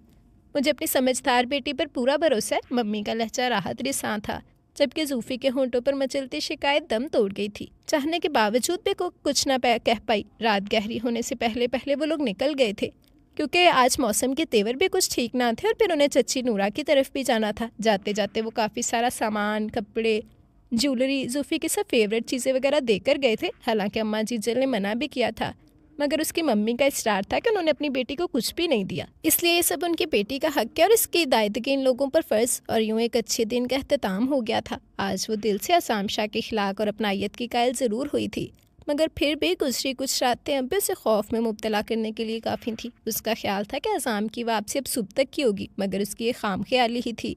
आधी रात के जाने किस पहर उसकी वापसी हो चुकी थी। फ़िज़ाएँ आमदे बहार की आहटें थीं। सीबीसी और कमरे में खुशगवार ठंडक का एहसास, ऐसी खुशगवारियत तारी थी। एक बहुत ही खूबसूरत दिन का आगाज़ था। हवा की शुरीदगी में इजाफा हो गया था। गैलरी के डोर पर लगी सोंगल की मध्यम मध्यम सुरीली आवाज़ कानों में जलते रंग की आवाज़ से बहुत प्यारा तासुर दे रही थी। वो फ्रेश होकर नीचे चली आई। नाश्ते वगैरह से फारिग होकर वो दानिया से गाँव के माहौल और आसपास की जगहों के बारे में बातें करने लगी। कवार, शाह पुत्र नहीं उठा के आप तक? अम्मा जिजल जो पास बैठी तस्बीह पढ़ रही थी जोफ़ी को मुखातिब किया था। वो अम्मा अम्मा अम्मा शाह पुत्र उठ गए हैं और उन्होंने अपने ही कमरे में कवार के हाथ नाश्ता मंगवाया। वो जो जवाब देने ही लगी थी, अम्मा हादशा ने आकर इतला दी थी, जा कवार पुत्र अपने शौहर को नाश्ता दिया। अम्मा जिजल ने उसे अपने रूम में ले जाने का इशारा किया तो वो भी नाश्ते की ट्रे लिए रूम की जानब बढ़ गई। वॉशरूम से पानी गिरने की आवाज़ आ रही थी। वो साइड टेबल पर नाश्ते की ट्रे रखकर मुड़ने ही लगी थी जब भी उसने रूम का जायजा लिया। बेड की चादर सिरक गई थी। एक जानब आज़ाम शाह के शूज़ पड़े थे। वो कमरे की हालत सुधारने लगी। म्यूज़िक सिस्टम पर राहत फ़तेह अली ख़ान का ये जो हल्की हल्की खुमारियाँ हैं, मोहब्बत की तैयारियाँ हैं, धीमी धीमी आवाज़ में प्ले हो रहा था। बेड पर मौजूद आज़ाम के आयरन शुदा कपड़ों को सोफ़े पर रखकर वो बेडशीट दुरुस्त करने लगी थी। तभी वॉशरूम का दरवाज़ा खुलने और बंद होने की आवाज़ सुनकर वो पलटी। वो सामने सिर्फ टॉवल लपेटे उसके सामने था। उसका कसीरती भीगा जिस्म बहुत नमाया था। गीले बाल पेशानी पर बिखरे हुए थे। एक पूरा मर्दाना वजाहत से भरपूर इंसान उसके सामने था। एकदम उसे नजरें चुरा ली। ये आपका नाश्ता? वो टेबल की तरफ इशारा करके जाने लगी, तभी वो इसके बिल्कुल सामने आ खड़ा हुआ। अरे इतनी भी क्या जल्दी है जाने की? मेरी गैर मौजूदगी में तो बड़े धड़ल्ले से इस रूम में घुसी चली आती हो, हर चीज़ अपनी मर्जी से करने लग जाती हो। उसने सीधा रूम की सेटिंग पर चोट मारी थी। और ये जो कपड़े तुमने सोफे पर रखने बल्कि फेंकने की जरूरत की है तो अब इन्हें फिर से प्रेस करने की भी जहमत कर दीजिए। आप बिला वजह मुझे तंग ना करें, आपके सब सूट प्रेस करके हैंग किए हुए हैं, उनमें से पहन लीजिए कोई। जूफी ने जाने के लिए पर तोलते हुए कहा। लेकिन मुझे तो यही सूट पहनना है, आपका शौहर हूँ और मेरी बात मानना आपका फ़र्ज़ है। उसने जूफी के चेहरे के तार चढ़ाओ और मरोड़ती उंगलियों को गौर से देखते हुए कहा था। आप मेरे शौहर हैं, मालिक नहीं। मैं भी आपकी बीवियों कोई नुकरानी नहीं। दूबदू जवाब देते हुए उसने उसकी आंखों में देखा, मगर गहरी ब्राउन आंखों में देखने की ताब न रही थी उसमें। सूफी ने घबराकर फौरन नजरें झुका ली थी। उफ, ये अंदाज आपके। दिल चाह रहा है कि बात अधूरी कहकर वो उसकी सिम्मत बढ़ा, मगर इससे पहले कि वो करीब आता उसके पास से गुजरते हुए जल्दी से दरवाजे की तरफ बढ़ी। मगर अज़ाम शाह भी शायद उसके भागने के इरादे को भांप गया था, तभी वो इससे भी पहले एक ही जुस्त में दरवाजे पर पहुंचकर उसके हैंडल पर हाथ रख चुका था, जबकि जूफी का हैंडल पर रखा हाथ अज़ाम शाह के सख्त हाथ के नीचे दब गया था। अरे बेगम जी, इतनी भी क्या जल्दी है जाने की? आइए ना, साथ नाश्ता करते हैं। होंठों पर तंजिया मुस्कुराहट लाते हुए अज़ाम ने उसे अपनी बाहों के हल्के में लिया। अज़ाम के गीले बदन से लगकर अब उसके कपड़े भी गीले होने लगे थे। वो, मुझे छोड़ें प्लीज़, मुझे जाना है, उससे मिनमिनाते हुए कहा। उसकी आंखें पानी से झिलमिल हो गई थी। अज़ाम ने उसकी तरफ देखा। Black fitting half sleeves shirt में उसका क़यामत खेज हुस्न खेज होशरुबा सरापा उसकी आंखों के सामने था। अपने लबों को बेदर्दी से कुचलती घबराई शर्माई इस वक्त उसे वो सबसे हसीन लग रही थी। वो आगे बढ़कर तमाम फासले समेट देना चाहता था। जूफी का दिल बुरी तरह से धड़क रहा था। आज पहली बार उसने अज़ाम की आंखों में कुछ अनोखा देखा था, और वैसे भी उसका दिल अज़ाम की तरफ हमकने लगा था। लाख कोशिशों के बावजूद भी वो अपने दिल को रोक नहीं पाई थी। शायद निकाह के बोलों में इतनी ताकत जो होती है। जूफी की आंखों से बहता आबशार उसे हाल में लाया था। उसकी गिरफ्त कमज़ोर पड़ी तो जूफी उसकी बाहों के घेरे को तोड़ने में कामयाब हो गई थी। वो मैं कराची जाना चाहती हूँ, अपने घर। उससे निगाहों का जाविया बदलने के लिए राह फरार ढूंढी थी। तो क्या ये आपका घर नहीं? ये अपना नहीं? अपने घर से क्या मुराद है आपकी? यूँ राह फरारी चाहिए थी तो फिर निकाह नामे पर साइन क्यों किए? निकाह जल्दी में हुआ था, पर किसी ने आपके सर पर बंदूक रखकर तो कबूल है का इकरार नहीं करवाया था ना? फिर दोनों हाथों से उसको बाजुओं को पकड़े वो वजीले लहजे में कहा। अगले ही पल उसे जोर से बेड पर धक्का देते हुए अपने कपड़े लेते वॉशरूम की जानब बढ़ गया था, जबकि पीछे सहमी हुई सी सूफी से अचानक इफ्ताद पर गुमसुम सी रह गई थी। आंखें पानियों से झिलमिला उठी थी। हल्क में आंसुओं का फंदा सा अटक गया था। वो चाहती तो भी कुछ कहने के लायक ना थी, और कहती भी तो किससे? वहाँ सुनने वाला आखिर था ही कौन? दानिया को अपनी किसी सहेली के यहाँ जाना था, तो अज़ाम शाह अपनी ज़मीनों की तरफ जाते हुए दानिया को भी साथ ही ले गया था कि वापसी में दोपहर में आते हुए वो दानिया को भी पिक कर लेगा। अब वो अकेली बुलाई से फिर रही थी, क्योंकि दानिया की संगत में उसका वक्त काफ़ी अच्छा गुजर जाता था। जितनी बड़ी हवेली थी उतने ही नौकर थे। बीबी को कुछ काम भी ना था। कुछ देर यूं ही लाउंज में बैठने के बाद वो किचन में चली आई। किचन में शब्बो मौजूद थे, जिसके ज़िम्मे ही तीनों वक्त का खाना बनाना था, जो कि ज़्यादातर देसी खानों पर ही मुश्तमिल होता था। क्यों ना आज कुछ नया और डिफरेंट मेन्यू बनाया जाए? जूफी के दिमाग में एक ख्याल आते उसे मसरूफ़ रहने का हल मिल गया। अपने घर यूं तो वो कुकिंग कम करती थी, मगर जब भी करती तो फास्ट फूड, इटालियन, रशियन इस टाइप के ही खाने बनाती थी। शब्बो, आज तुम रहने तो मैं खाना बनाऊंगी, तुम सिर्फ मेरी मदद करवाना। पूरे पोर्शन में इश्तिहाअंगेज़ महक फैली हुई थी। तभी अम्मा झिझल, जो कि तायाजी की तरफ गई हुई थी, मुलाजमा उनकी व्हील चेयर घसीटती वहीं ले आई थी। अरे कंवार, तुम यहाँ क्या कर रही हो? शब्बो कहाँ है? कुकिंग करते देखकर उन्होंने हैरत से पूछा था। अम्मा, मैं कब से बोर हो रही थी, इसे सोचा यहाँ आकर आज मैं ही खाना बना लूँ। बेटा वो तो ठीक है, पर तुम्हें जुमा 8 दिन तो हुए हैं और तुम अभी से कामों में लग गई। कहीं तुम इस कहावत पर अमल तो नहीं कर रही कि शौहर के दिल का रास्ता मैदे से होकर गुजरता है? अम्मा जिजल ने मुस्कुराते हुए कहा था। उनका दिल हो तो मैं रास्ता ढूंढूं ना, बेसाख्ता ही जोफी के मुंह से निकला। उसने पलटकर अम्मा जिजल की तरफ देखा, जहाँ कुछ देर वाली मुस्कुराहट अब गायब थी। कवार, काम ख़त्म करके मेरे कमरे में आ जाना, संजीदगी से कहती वो पलट गई तो उसे अपने अल्फाज पर नदामत होने लगी थी।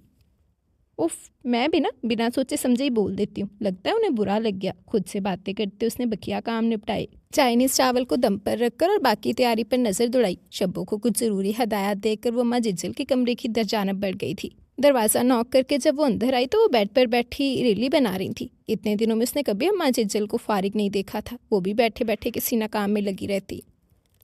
वाह अम्मा, ये तो बहुत प्यारी है। रेली के डिज़ाइन पर हाथ फेरते हुए वो बेड के करीब रखी कुर्सी पर बैठते हुए बोली थी। कंवार, यहाँ आ जाओ। रेली को समेट कर रखते हुए अम्मा जिज्जल ने बेड पर बैठने की जगह बनाई। कंवार दुल्हन, जब छोकरी लड़की पैदा होती है ना, तभी से उसके माँ प्यो उसके ख्वाब देखने शुरू कर देते हैं। हर माँ प्यो की ख्वाहिश होती है कि छोकरी को ऐसा घराना मिले जो उनसे बढ़कर उसे प्यार इज्जत दे, उसका ख्याल रखे। मगर एक चीज़ होती है किस्मत। सबकी किस्मत एक जैसी नहीं होती, मगर होता वही है जो किस्मत में लिखा होता है। उसके बैठते ही अम्मा जिज्जल ने अपनी बात का आगाज़ किया था, मगर उसे समझ ना आ रहा था कि आखिर अम्मा जिज्जल आज ये कैसे घुमा फिरा कर बातें कर रही हैं। उसने उलझन ज़दा नज़रों से अम्मा जिज्जल की जानब देखा जहाँ हनूज संजीदगी तारी थी। कवार अजाम पुत्र पहले ऐसे ना था जैसा अब है। हालात और वाक़यात ने उसे ऐसा बना दिया। मेरा भी खुशहाल ख़ानदान था। हवेली में खुशी के सुर बजते थे। मैंने और शाह अज़ाम के दादा ने खादम अली बख्श के लिए गांव के ही ज़रीना को चुना था, मगर शादी के 2 सालों तक भी इन दोनों की आपस में ना बनी। हालांकि 1 साल का न्याज शाह भी उनकी गोद में आ चुका था, पर उनके झगड़े इतने बड़े कि बात तलाक तक आ पहुंची। तब से न्याज शाह को हम सब ने बहुत लाड से पाला। हवेली का बड़ा पुत्र था, इसीलिए सबका लाडला भी था। एक बूल के बाद दूसरी बूल का हमें हौसला नहीं था, इसीलिए हुसैन अली की शादी उसकी पसंद से एक मास्टरनी से करवाई। शक्लो सूरत की बहुत अच्छी थी, पर उसे हम सब से ज़्यादा जायदाद में दिलचस्पी थी। तभी एक रात वो हमारे मान, हमारी इज्जत और पगड़ी को उछाल कर बहुत सी रकम लेकर फरार हो गई। यहाँ तक उसे उसके 2 मासूम बच्चे भी याद ना रहे। अज़ाम शाह तब 10 साल का था और दानिया 7 साल की थी।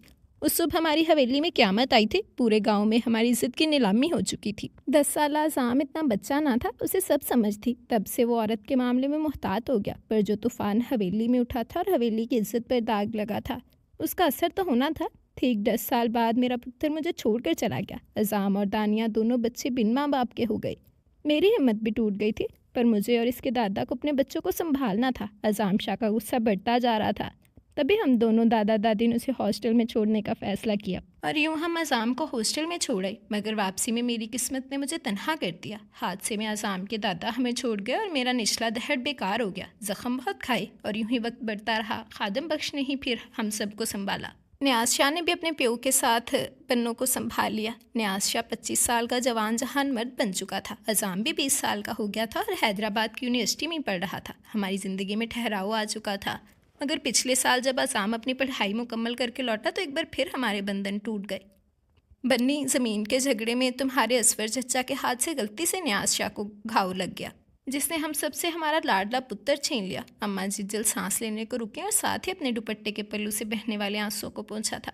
कोर्ट के इंसाफ और पंचायत का फैसला ये था कि या तो तुम्हारा चचा अपनी सारी बन्नी दे या फिर अपनी बेटी का हाथ अज़ाम को। बन्नी तुम्हारे चचा की कुल कमाई थी, इसीलिए उसने बेटी देने का फैसला दिया, मगर अज़ाम शादी के लिए राज़ी ना था। फिर मैंने और उसके ताया ने उसे समझा बुझा के राज़ी किया। जवान और इकलौते बेटे की मौत ने खादम की कमर ही तोड़ दी थी। तब से वो चारपाई पर पड़ा है। अज़ाम नीलूफर से ब्याह रचाने गया था, मगर सोहने साईं को कुछ और ही मंजूर था और यूँ तुम हमारी हवेली में आई। बचपन से वो जिस तरह के हालात देखता आ रहा है, उसने उसको ऐसा बना दिया। पर मेरा पुत्र दिल का बहुत सोहना है। जोफ़ी चुपचाप सर झुकाए सुने जा रही थी। बात के अख्ताम पर उसने अपना सर उठाया तो उदासी और दुख की परछाई अम्मा जिज्जल के चेहरे पर वाजिया थी।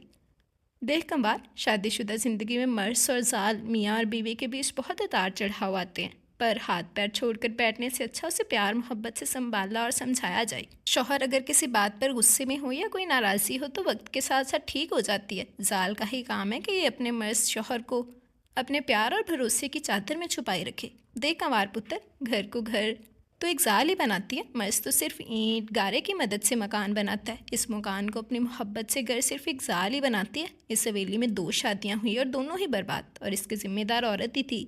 तभी शाह भी अपनी इस शादीशुदा ज़िंदगी से गुस्से में है। मेरी धीरानी बहुत समझदार है, मुझे पता है तो मेरे पुत्र और अपने मर्स को संभाल लेगी। पुत्र, उसे गलत फहमी है और इस गलत फहमी को तू दूर कर देगी ना? अम्मा जिज्जल ने उसे गले लगाते हुए इकरार चाहा था।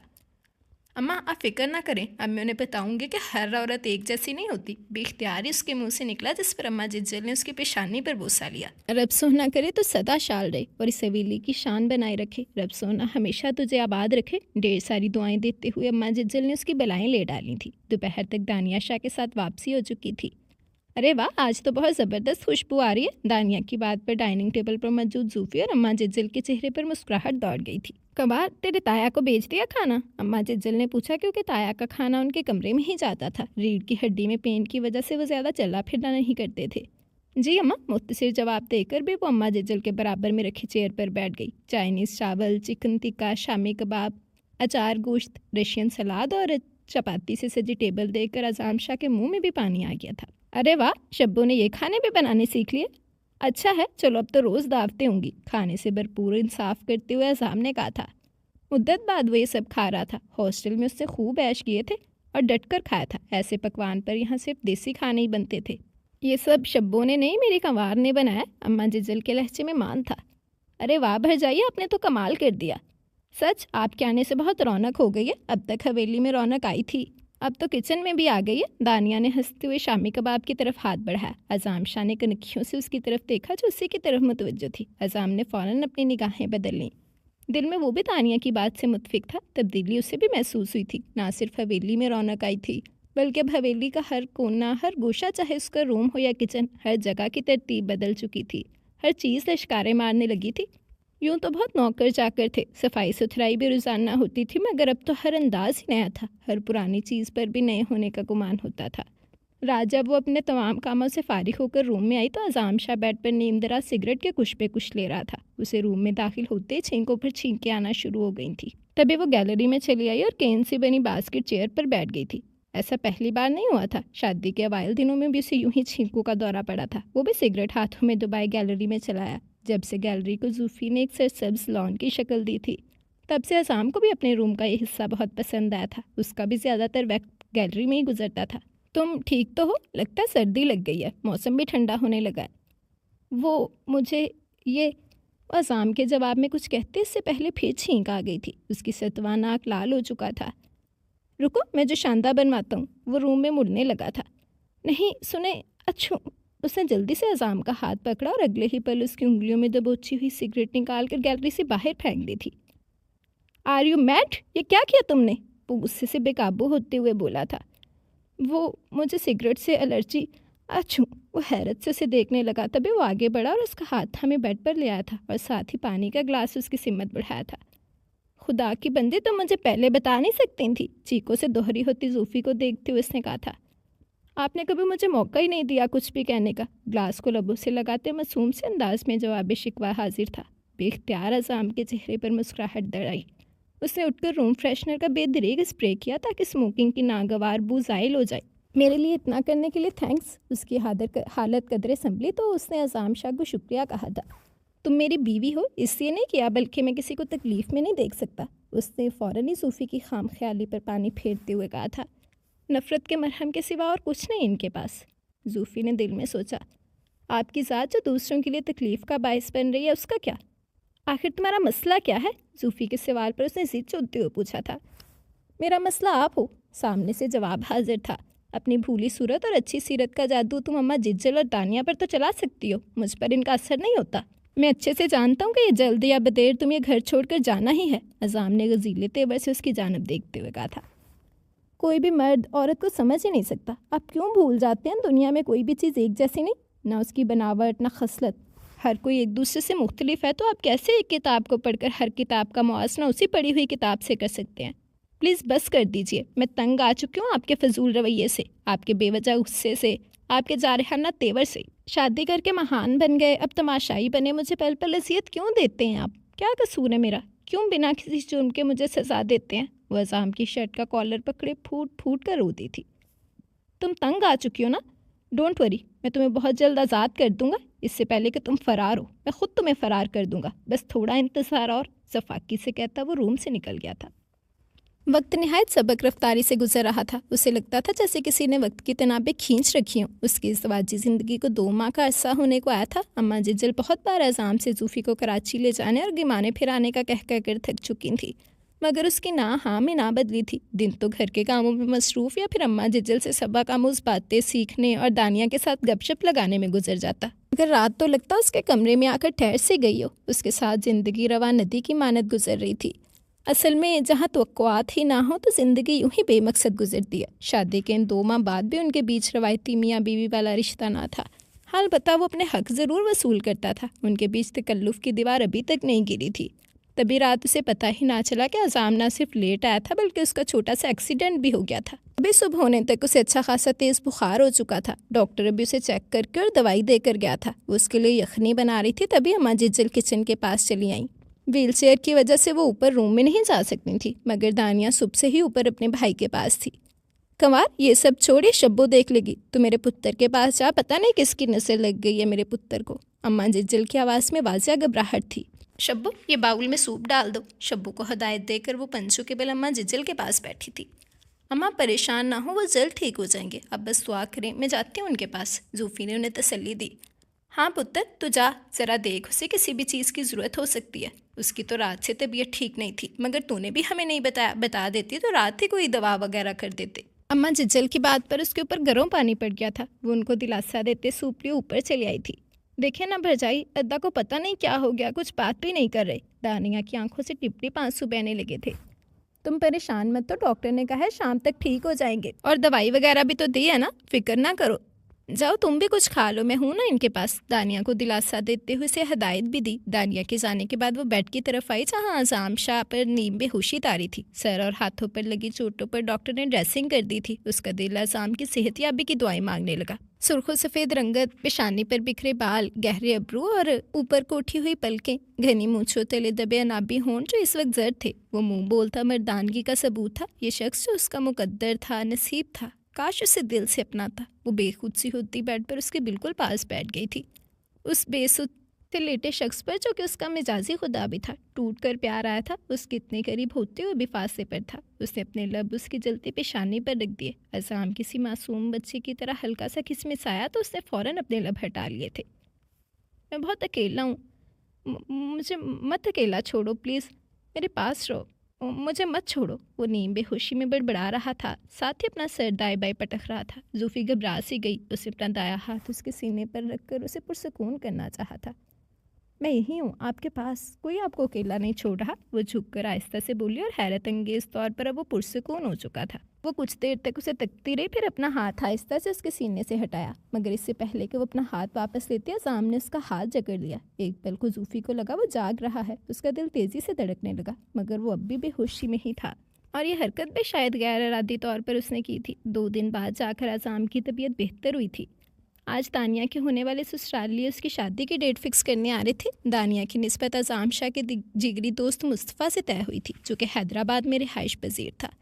सूफ़ी सुबह से तैयारी में लगी थी। अज़ाम भी आज ज़मीनों पर नहीं गया था। वहीं अम्मा जिज्जल के साथ बैठा बातों में मसरूफ़ था, और साथ साथ वक्तन फ़वक्तन उस पर भी नज़रें दौड़ा रहा था, जो गन चक्कर बने कभी मुलाजमों के सर पर खड़ी हॉल की डस्टिंग करवा रही थी, तो कभी किचन में शब्बों को हदायत दे रही थी। तभी मुलाजिम के हमरा ताया जी भी वहीं आ गए थे। 2 मुलाजमा उन्हें सहारा दिया हुआ था।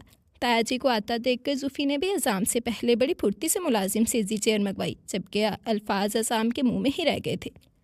जीती रहो, शाल रहो सदा तई, हमेशा। ताया जी ने दुआएं दी और इन तीनों को बातों में मगन देकर वो किचन की तरफ चली आई थी। भरजाई, भरजाई, तभी दानिया उसे पुकारती हुई किचन में चली आई। उसके हाथ में 2 सूट थे। भरजाई, इसमें से कौन सा ड्रेस पहनूं, कुछ समझ नहीं आ रहा। उससे दोनों सूट, जिसमें से एक सी ग्रीन कलर की फ्रॉक भी थी जिस पर सफ़ेद रंग के धागों का काम हुआ था, जबकि दूसरा महरून रंग का सूट था। अरे चंदा, कोई भी पहन ले तो सोहनी लगेगी पुत्र, अम्मा जिज्जल ने वहीं से हाँक लगाई थी। नहीं ना अम्मा, भरजाई को ज़्यादा आइडिया होगा, मैं बहुत ज़्यादा कन्फ्यूज़ हूँ। प्लीज़ भरजाई, आप ही हेल्प करें ना। अच्छा, तुम रूम में चलो, फ्रेश वगैरह हो, तब तक मैं भी थोड़ा सा काम निपटा कर आती हूँ। डोंट वरी, ड्रेस भी सिलेक्ट करवा दूंगी और अच्छे से तैयार भी कर दूंगी। सूफ़ी उसके गाल पर प्यार से हाथ रखते हुए बोली थी। कमार, तुम्हें तैयार नहीं होना? ताया जी ने आम से हुलिये में मौजूद सूफ़ी को देखकर इस्तफसार किया था। कंवार पुत्र, जा तू भी तैयार हो जा, दोपहर होने को आई है, शाम तक वो लोग भी आ जाएंगे, घर की इकलौती बहू है, तुझे भी तैयार होना चाहिए, इसलिए जा पुत्र, अच्छे से सिंगार करना। अम्मा जिज्जल ने भी उसे हदायत दी और अच्छे पर जोर देते हुए तैयार होने का हुक्म भी दिया। जूफ़ी ने नज़र सामने दौड़ाई, वो भी उससे ही देख रहा था। नज़रों से नज़रों का तसादम हुआ था। जी अम्मा, जैसा आपका हुक्म, बस ज़रा सा काम बाकी है, वो ख़त्म कर लूँ, फिर दानी को तैयार करके खुद भी तैयार हो जाऊँगी। कुछ देर बाद वो अपने सारे काम निपटा कर दानी के कमरे में चली आई और फिर सी ग्रीन फ्रॉक उसके लिए सिलेक्ट करते हुए उसे हल्का फुल्का तैयार करने में मसरूफ़ हो गई। लो जी, हो गई मेरी इकलौती नंदरानी तैयार। अच्छा, अब तुम आरसी आईने के सामने बैठकर अपनी सज धज देखो, तब तक मैं मिनटों में तैयार होकर आई। 2 घंटे लगाकर वो फारिग हुई थी। दानिया मुकम्मल तैयार थी, मगर बहुत ज़्यादा नर्वस थी। ओफो, ट्रस्ट मी, मैं यूँ गई और यूँ आई, बस ड्रेस ही तो चेंज करना है। फ्रेश होकर ड्रेस बदल कर अभी आई, वो कहती हुई जाने के लिए मुड़ी, तभी दानी ने आगे बढ़कर उसका हाथ थाम लिया था। भरजाई, मैंने अब तक आपको पूरे सज धज के साथ तैयार नहीं देखा, आज इतना ख़ास दिन है, प्लीज़ आज पूरे दिल से तैयार हो जाएं। दानी की इल्तिजा पर वो मुस्कुरा दी थी। अरे ले पगली, मैं तैयार होती तो हूँ। नहीं भरजाई, वो सादगी वाली तैयारी नहीं, आज इतना खुशी का मौका है, आज काफ़ी लोग भी होंगे। फिर अम्मा ने भी आपसे कहा था तो प्लीज़ ना आज मेरी बात मान ले भरजाई। दानी ने जूफ़ी के दोनों हाथों को पकड़ते हुए इल्तिजा की।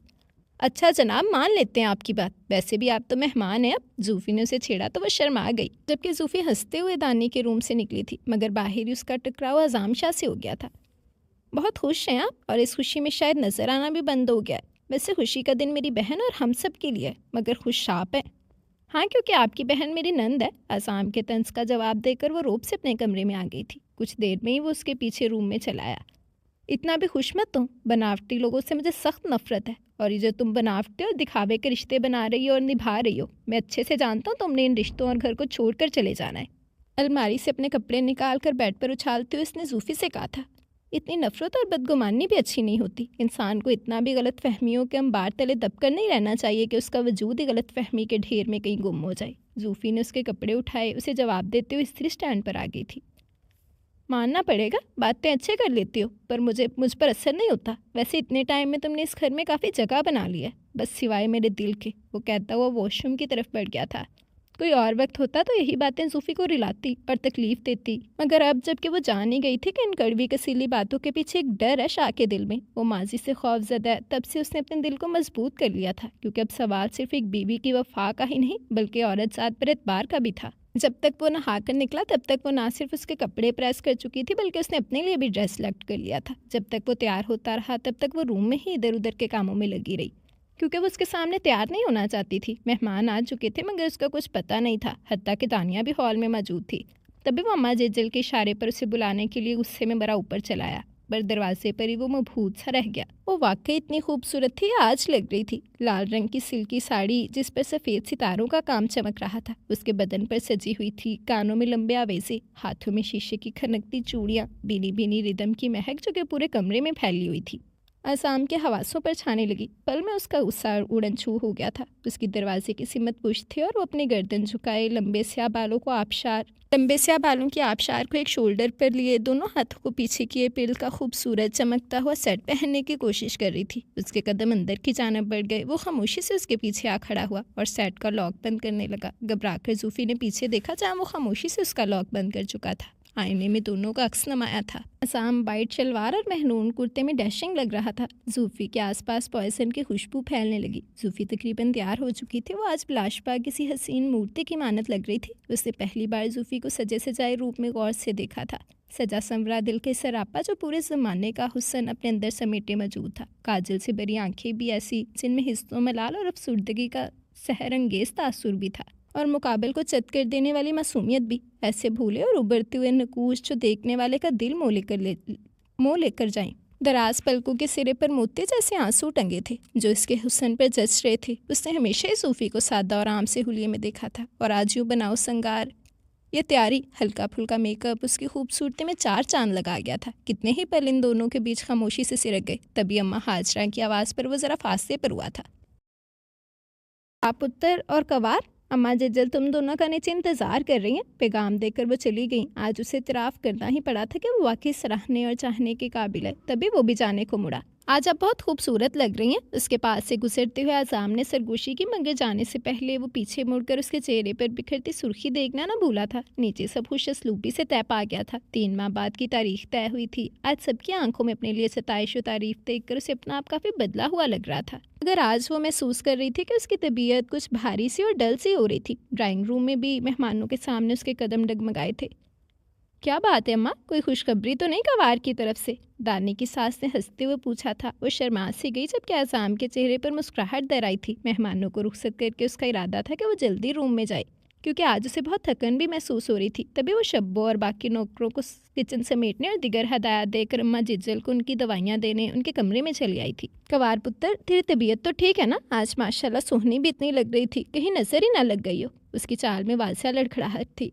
अम्मा पता नहीं, बहुत अजीब सी तबीयत हो रही है, थकन भी काफ़ी हो रही है। उससे अपनी पेशानी पर हाथ फेरते हुए कहा था। पुत्र, थकन तो होनी है, सबसे कामों में लगी हुई थी। जा पुत्र, थोड़ा आराम कर ले। अम्मा जिज्जल ने सूरत पढ़कर उस पर दम करते हुए उसे आराम का मशवरा दिया तो वो भी जाने के लिए खड़ी हो गई। वैसे पुत्र, नज़ीरा ने जो कहा उस पर भी गौर कर लेना। औरत का घर और 7 औलाद से ही पूरा होता है। और अब तो इस सोने घर में बच्चे की किलकारियां गूंजनी चाहिए। और तुम्हें पता है कवार, अज़ाम शाह को बच्चों से बहुत लगाव है। दानी को बचपन में अपने कंधे पर उठाए घूमता था और कभी कभी कपड़े के किसी बच्चे को उठा लाता था। अपना बच्चा होगा तो खुशी से मेरा पुत्र पागल ना हो जाए। अम्मा जिज्जला काफ़ी खुशगवार मूड में थी और ऊपर से उनकी बातें। अम्मा अभी तो आप सो जाएं, दवाई लिया ना तो आराम करें। जूफी ने उन्हें लौटाकर वहाँ से फरार होने में आफियत समझी। अपने रूम की लाइट ऑफ देखकर उसे लगा कि आसाम सो चुका है। तभी वो ड्रेस चेंज करने की गर्ज से दबे पाँव वॉशरूम की जाने पड़ी। जब यह आसाम की आवाज़ ने उसे रोक लिया था। सुनो, मेरे सर में दर्द हो रहा है, ज़रा दबा दो। एक हाथ को सर पर रखे पेशानी को सहलाते हुए उसने पुकारा। उसके वॉशरूम की जानिब बढ़ते कदम रुक गए थे। खामोशी से पलटे और बेड पर उसके करीब बैठते हुए अपना हाथ उसकी पेशानी पर रख दिया। मगर यकलख्त आज़ाम ने उसका हाथ थाम कर जोर से झटका दिया। अगले ही पल उसकी साड़ी का पल्लू डलक सा गया था और वह आज़ाम के सीने पर गिरी थी। ये क्या हरकत है? जूफ़ी के लहजे में खफकी दर आई। और आप जो सारे हथियारों से लेस हमारे सब्र का इम्तिहान ले रही थी, वो क्या हरकत है फिर? आज़ाम ने उसके चेहरे पर आए बालों को पीछे करते हुए गमगीन लहजे में उसकी तैयारी पर चोट की। मुझे ड्रेस चेंज करना है। वो उठने की कोशिश करने लगी मगर आज़ाम की बाहों का हल्का तंग से तंग होता चला गया। तुम्हारे इसी हुस्न ने तो मुझे दीवाना किया और तुम ड्रेस चेंज करने की बात करती हो। आज तुम इतनी प्यारी लग रही थी कि दिल चाह रहा था तुम्हें हमेशा के लिए अपने पास, अपने दिल में, अपनी आंखों में रख लूं। ना जाने क्यों आज जज्बात मचल रहे हैं कि तुम हमेशा यूं ही मेरी बाहों के घेरे में मुकीद रहो। मधुर सी आवाज़ उसे अपने बहुत करीब महसूस हुई। आज जूफ़ी को उसकी कुर्बत बुरी नहीं लग रही थी। अगले ही पल आज़ाम का हाथ उसकी जुल्फ़ों से फिसलता हुआ उसकी गर्दन पर आ रुका था। उसने अपनी आंखें बंद कर लीं। उसकी सांसें बहुत तेज़ी से चल रही थी। अपनी गर्दन पर उसके गर्म होठों का लम्स उसे बेकाबू सा कर गया। तपती हुई सांसों की गर्माहट उसे पिघलाने लगी। आज सब कुछ मुख्तलिफ था। फ़िज़ा में भी मोहब्बत का नशा छलक रहा था क्योंकि मोहब्बत की मेहरबान देवी ने जूफ़ी को अपनी आगोश में भर लिया था। उसके पापा की अचानक तबीयत बिगड़ी थी। दिल तो उसका भी बहुत उदास था। वो इन डाइमा में एक बार भी कराची नहीं गई थी। अभी उसने ज़िद बांध ली। पापा में तो उसकी जान थी। जूफ़ी की उतरी सूरत देखकर अम्मा जिज्जल ने फ़ौरन से पेशतर उसे कराची भेजने का फ़ैसला किया था। अज़ाम शाही उसे छोड़ कर गया था। पापा की तबीयत दूसरे ही दिन काफ़ी बेहतर हो चुकी थी। बस बीपी हाई हो गया था मगर अब कंट्रोल में था। पापा की तबीयत संभलते देखकर और फिर इतने टाइम बाद अपने घर आकर वो बहुत खुश थी। मम्मी के लाख पूछने पर भी अपने और अज़ाम शाह के ताल्लुकात वो उन्हें ना बता पाई थी क्योंकि उसे अब यकीन हो चुका था कि बहुत जल्द वो अपनी मोहब्बत से उसका दिल जीत लेगी। गुजरे दिनों में उसे अंदाज़ा हो गया था कि हर मर्द की तरह 16 संघार अज़ाम की कमज़ोरी है। सो मिस्टर आज़ाम शाह, अब यही हथियार मेरी ताकत बनेगा और आपकी कमज़ोरी। खुद से अहद करते हुए जूफ़ी ने सोचा, जबकि दूसरी जानब अज़ाम की भी हालत कुछ मुख्तलिफ ना थी। उसकी बढ़ती बेचैनी, बेकरारी अम्मा जिज्जल और दानिया से छुपी नहीं थी। आते जाते दानिया उसे जूफ़ी का नाम लेकर छेड़ती तो उसके चेहरे पर मुस्कुराहट आ जाती। जूफ़ी को गए अभी सिर्फ 3 दिन ही हुए थे और उसके बगैर ये घर काट खाने को दौड़ रहा था। उसे इतराफ़ करना ही पड़ा कि जूफ़ी ने वाकई इस मकान को घर बनाया था। घर आते ही उसके एहसासात अजीब से हो जाते। बेडरूम की तन्हाई में हल्की हल्की सी आहटें और स्विगल की मधुरी आवाज़ उसे बेचैन करने लगती। उसके कदमों की छाप, चूड़ियों की खनक, कपड़ों की सरसराहटें, उसके सामने खुद को जानबूझकर मजरूफ जाहिर करने की अदा, सब कुछ उसे याद आने लगता। वो ज़मीनों से वापस आया तो बहुत थकन महसूस कर रहा था। इसीलिए अपने रूम में जाने की बजाय वो नीचे ही अम्मा जिज्जल के कमरे में चला आया जहाँ दानिया और अम्मा जिज्जल बैठी बातों में मसरूफ़ थीं। वो भी सलाम करके वहीं उनके पास बैठ गया। आ क्या पुत्र, आजकल तो बड़ा गुमसुम रहने लगा है। क्या बात है पुत्र? अम्मा जिज्जल ने अज़ाम के सर पर हाथ फेरते हुए कहा था। ओहो अम्मा, भरजाई के जाने से अद्दा यूँ गुमसुम तो हो ही जाएंगे ना, दानिया ने शरारत से कहा। छोटी, अज़ाम ने उसके सर पर चपत रसीद की। अच्छा चल, तू जा, अद्दा के लिए गरम गरम चाय और कुछ खाने को भी ले आ। क्या अम्मा, इतने नौकर हैं, आप मुझे कह रही हैं? वो मुँह बसोरते हुए बोली। अगले घर भी तो जाना है, कुछ सीख ले। अपनी भरजाई को ही देख, 2.5 महीने हुए हैं, हर जिम्मेदारी संभाली है। अम्मा जिज्जल के लहजे में उसके लिए प्यार ही प्यार था। अद्दा आप ही कुछ बोलें, मुसलसल बोलती अम्मा को कंट्रोल करना बस अज़ाम शाह के ही बस में था। तभी दानी ने अज़ाम को मदद के लिए पुकारा। अब मैं क्या कहूँ अम्मा, ठीक ही तो कह रही हैं। हाय अद्दा, आप भी ना बस अम्मा ही की तो साइड लेंगे। आखिर भाभी की तारीफें जो हो रही हैं। उसने अज़ाम को चिढ़ाया। अगले ही पल इससे पहले को एक बार फिर चपत लगाता वो रूम से बाहर भाग गई थी। पुत्र, एक गल बात 10 बता, तो खुश तो है ना? वो जो आंखें बंद किए उनकी गोद में लेटा था, आंखें वाकई उन्हें हैरानी से देखने लगा। मेरा मतलब है पुत्र, सब खुशो खरम है ना तुम मियाँ और बीवी के बीच? जिस तरह तुम दोनों की शादी हुई है, ऐसे में एक दूसरे को समझने में वक्त तो लगता है, मगर बीवी और मियाँ गाड़ी के 2 पहिए हैं, किसी एक पर भी हम वजन नहीं डाल सकते।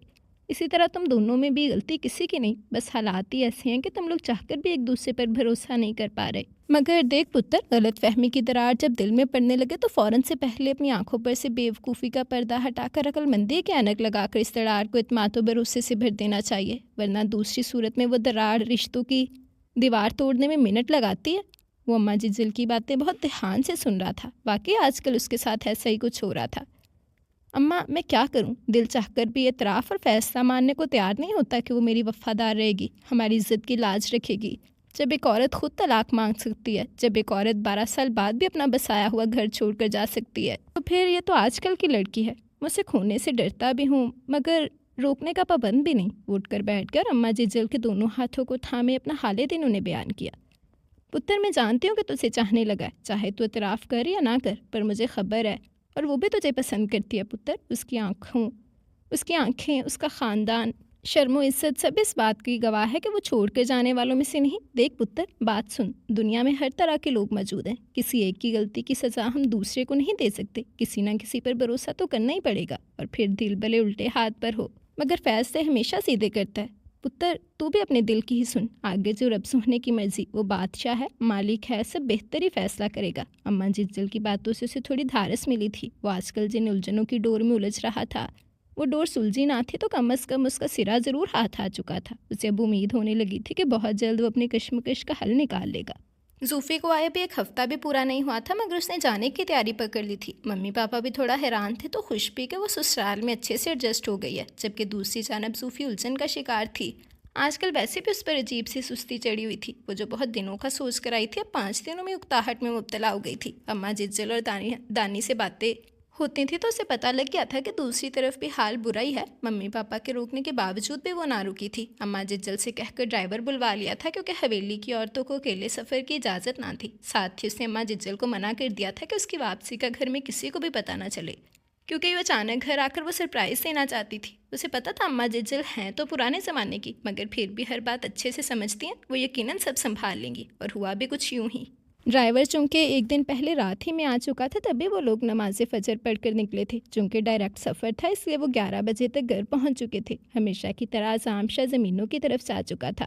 अम्मा जिज्जल लॉन में ही उसकी मुंतज़िर थी, जबकि दानिया आई अचानक जूफ़ी की आमद पर हैरान भी थी और बहुत खुश भी। वाह भरजाई, क्या ज़बरदस्त सरप्राइज़ दिया है। मैं अभी अद्दा को फ़ोन करती हूँ। दानिया उससे गले मिलकर अंदर की जानब बढ़ने लगी, तभी अम्मा जिज्जल ने उसे रोका था। नहीं पुत्र, फ़ोन ना कर। कवार ने रात ही तेरे अद्दा को बताने का मना कर दिया था, तभी ड्राइवर को भी मैंने चुपके से भेजा, ताकि तेरे अद्दा को पता ना लगे। हाँ अम्मा, आप भी मिली हुई थी भरजाई के प्लान में, पर मुझे नहीं बताया, दानिया ने मुंह फुलाते हुए कहा था। अरे तुम्हें भी पता होता तो तुम्हारे चेहरे पर ये खुशी और हैरानी के रंग कैसे देखने को मिलते। जूफ़ी उसके फूले हुए नाक को पकड़ते हुए बोली थी। तभी दानिया के सैल पर बब्बजी थी। ओए अम्मा, अद्दा का फ़ोन है। वो मोबाइल पकड़े स्क्रीन पर जगमगाते नंबर को देखने लगी थी। ला इधर दे, मैं ही बात करती हूँ। अम्मा जिज्जल ने मोबाइल उसके हाथ से ले लिया। 10 मिनट की बात करने के बाद वो कॉल कट करके इन दोनों की जानब मुतवज्जो हुई थी।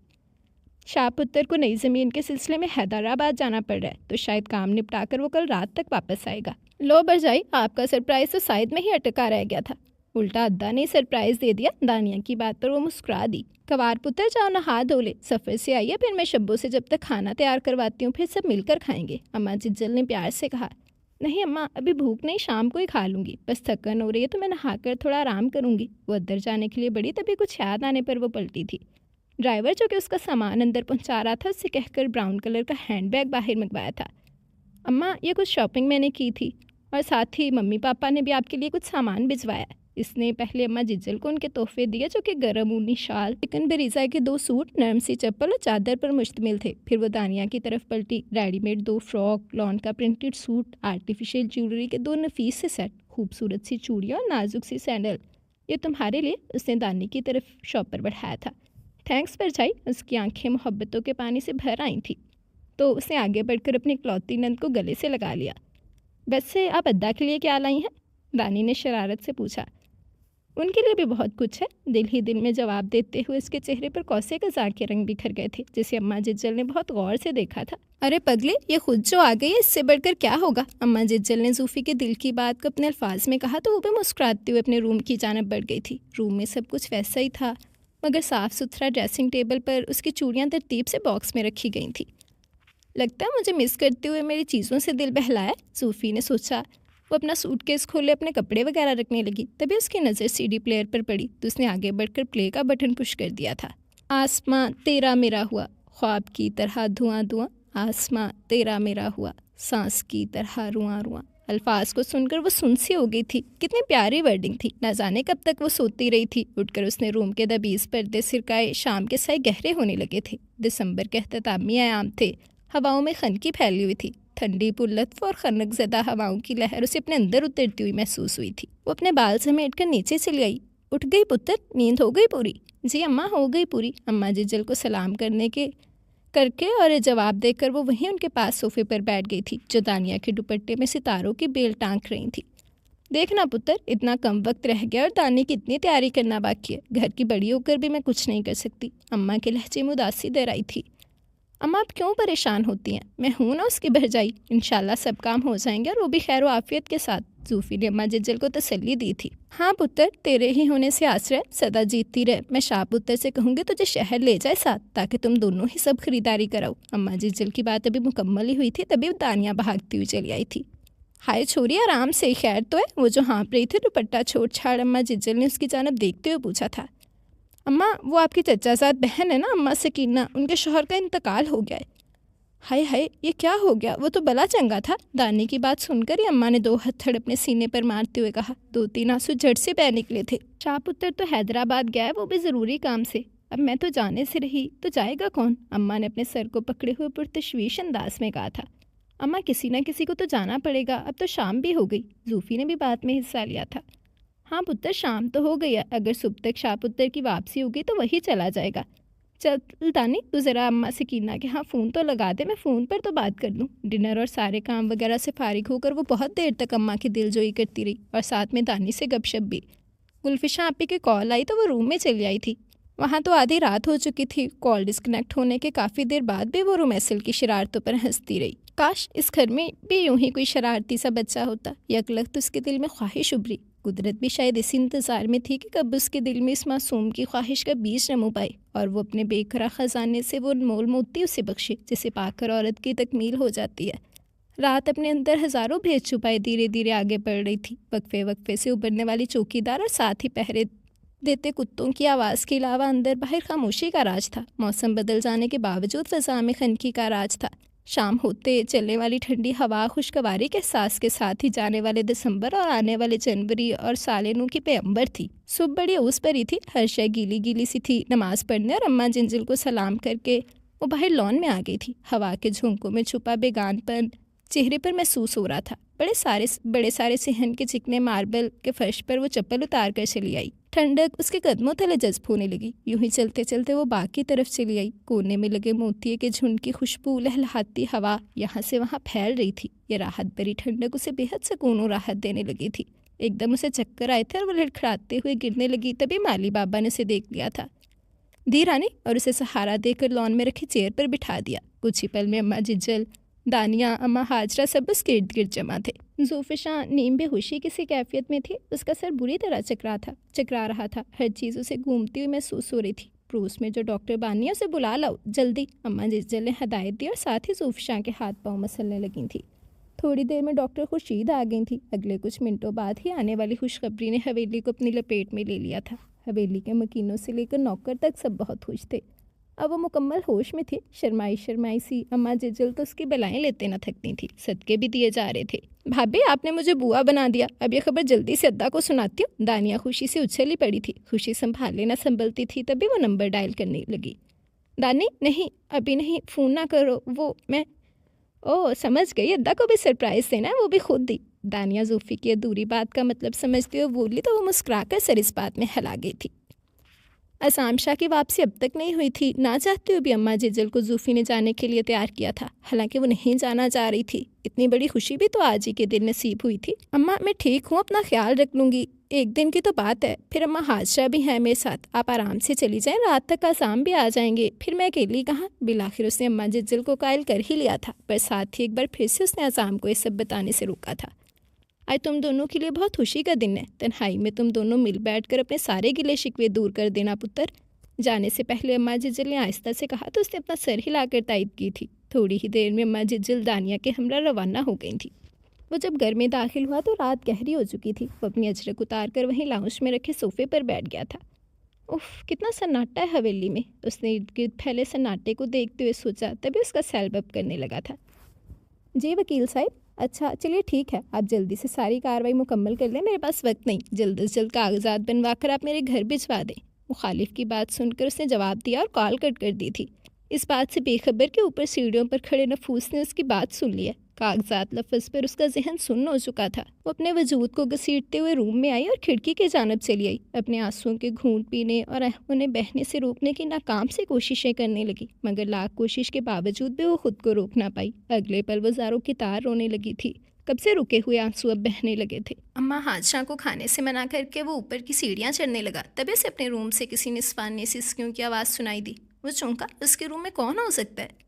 जूफ़ी यहाँ थी नहीं। दानिया भी अम्मा जिज्जल के साथ गई थी। किसी नौकर का भी उसके रूम में आने से वास्ता ना था। तो फिर वो संभलता हुआ आगे बढ़ा और अपने रूम का दरवाज़ा खोला। अगले ही पल उसे हैरान कुन झटका लगा था। पूरा कमरा रोशन था, मगर मोमबत्तियों की धीमी धीमी रोशनी से दरवाजे से लेकर बेड तक आने वाली रविश पर कालीन हटाकर फूलों की बिछी हुई रविश बनाई गई थी। बेड पर निफासत से बिछी चादर जिसे फूलों की पत्तियों से सजाया गया था। साइड टेबल, ड्रेसिंग टेबल पर जगह जगह खूबसूरत सी खुशबू बिखेरती कैंडल्स रोशन थी। पूरा कमरा महक रहा था और एक रोमांटिक सा तासुर दे रहा था। सब कुछ खूबसूरत और परफेक्ट था, सिवाय सेक के जिसके रोने की आवाज़ इस मदहोश माहौल में मिसफिट थी। वो फ़ौरन उसकी जानब बढ़ा, जिसकी दरवाजे की सिमत पुश्त थी। क्या हुआ तुम्हें? तुम यो रो। उसका जुमला भी मुकम्मल भी नहीं हुआ था जब वो एकदम उसके गले से आ लगी। ये पहला मौका था जब ज़ूफ़िशा ने पहल की थी। वो भी यूँ, वो जब रूम में दाखिल हुआ तब्दीली तभी महसूस हुई थी, मगर उसके गले लगते ही उससे और भी बहुत कुछ महसूस हुआ था। आम दिनों से हटकर उसने नाइट गाउन पहन रखा था। उस पर उसका नया हेयर स्टाइल, उस पर 16 सिंगार, चेहरे पर झूलती कुछ हवारा लटें और रोई रोई सी सूरत आफत डाल रही थी। जूफ़ी, क्या हुआ है तुम्हें? क्यों रो रही हो? वो उसके गले लगकर अभी तक रोई जा रही थी। प्लीज़ मुझे मत छोड़ें, मुझे घर से मत निकालें, मैं आपको छोड़कर नहीं जाना चाहती। आप जो भी कहेंगे मैं मानूंगी। आप मुझे वो कागजात ना दें, मैं आपके बगैर नहीं रह सकती। हिचकियों के बीच जो ज़ूफ़िशा के बेरबत से जुमले उसे बहुत कुछ समझा गए थे। उसके चेहरे पर मुस्कुराहट दर आई। वो बाहों में थामे उसे बेड तक लाया और पानी से भरा गिलास उसके लबों से लगाया और ख़ुद घुटनों के बल उसके करीब बैठ गया था। अब बताओ क्या बात है? पानी पीकर वो कदरे संभल चुकी थी। रोई रोई सी सुर्ख पड़ती आंखों में बहुत कुछ था। उलझन, शिकायत, परेशानी, उदासी, डर, मायूसी। आप मुझे क्यों छोड़ना चाहते हैं? मैं आपसे। श्श। अज़ाम ने उसके होंठों पर अपनी उंगली रख दी थी। मैं तुम्हें छोड़ना नहीं चाहता, बल्कि मैं तो खुद भी तुम्हारे बगैर रहना नहीं चाहता। बस इतराफ़ थोड़ी देर से कर रहा हूँ कि जाना, आई लव यू। दोनों हाथों में जूफ़ी का हाथ थामे उसने झुक के सिर से इतराफ़ किया। तो फिर वो कागजात? ज़ूफ़िशा ने हैरत से उसकी जानब देखा था। वो कागजात तो मेरी नई ज़मीन के थे जो हाल ही में मैंने ख़रीद दिया, लेकिन मुझे क्या पता कि हमारी बेगम यहीं कहीं आसपास मौजूद होकर सुन रही हैं और कोई और मतलब बखस कर लेंगी। अज़ाम के चेहरे पर मुस्कुराहट रकसा थी। आम दिनों की निस्बत आज पहली बार उसने इतने फ्रेंडली लहजे में बात की थी। आज तुम नहीं, मैं बोलूँगा और तुम सुनोगी। ये तुम भी जानती हो, हमारी शादी तकदीर का अनोखा मिलन था, जिसके लिए हम दोनों ही तैयार ना थे। मैंने तो खैर किसी देहाती ही लड़की से शादी करनी थी। मैं चाहता तो अपनी पसंद से हैदराबाद में ही किसी लड़की से शादी कर लेता, मगर मैं अपने वादे का पक्का हूँ। मैंने ये जिम्मेदारी अम्मा पर ही छोड़ी थी और तकदीर ने नीलूफर के बिहाफ पर तुमसे मिलाया। मेरी लाइफ में 2 औरतें आईं जो मेरी ज़ात से मुंसलिक थी। पहली मेरी माँ और फिर नीलूफर। दोनों ने ही सेम हरकत करके मेरे इत्मीनान को रेज़ा रेज़ा कर दिया। तभी मैं चाहकर भी तुम पर भरोसा नहीं कर पाया। हालांकि तुम्हारी बातें, तुम्हारी तहसीब, तुम्हारा रख रखाव बार बार मेरी आंखों के सामने आकर ये जाहिर करता कि तुम इत्मीनान के काबिल हो, मगर बस आंखों पर एक गुस्से और बदगुमानी की पट्टी से बन गई थी। और अब जब तुमसे दूर रहकर ये बदगुमानी की पट्टी मोहब्बतों के हाथ खुली है, तो अब सब मंजर साफ़ है। अब तुम चाहो भी तो भी मैं तुम्हें खुद से और अपनी ज़ात से अलग नहीं कर सकता। अज़ाम ने उसके दोनों हाथों को अपने लब्बों से लगाते हुए अपने दिल का राज बयान किया।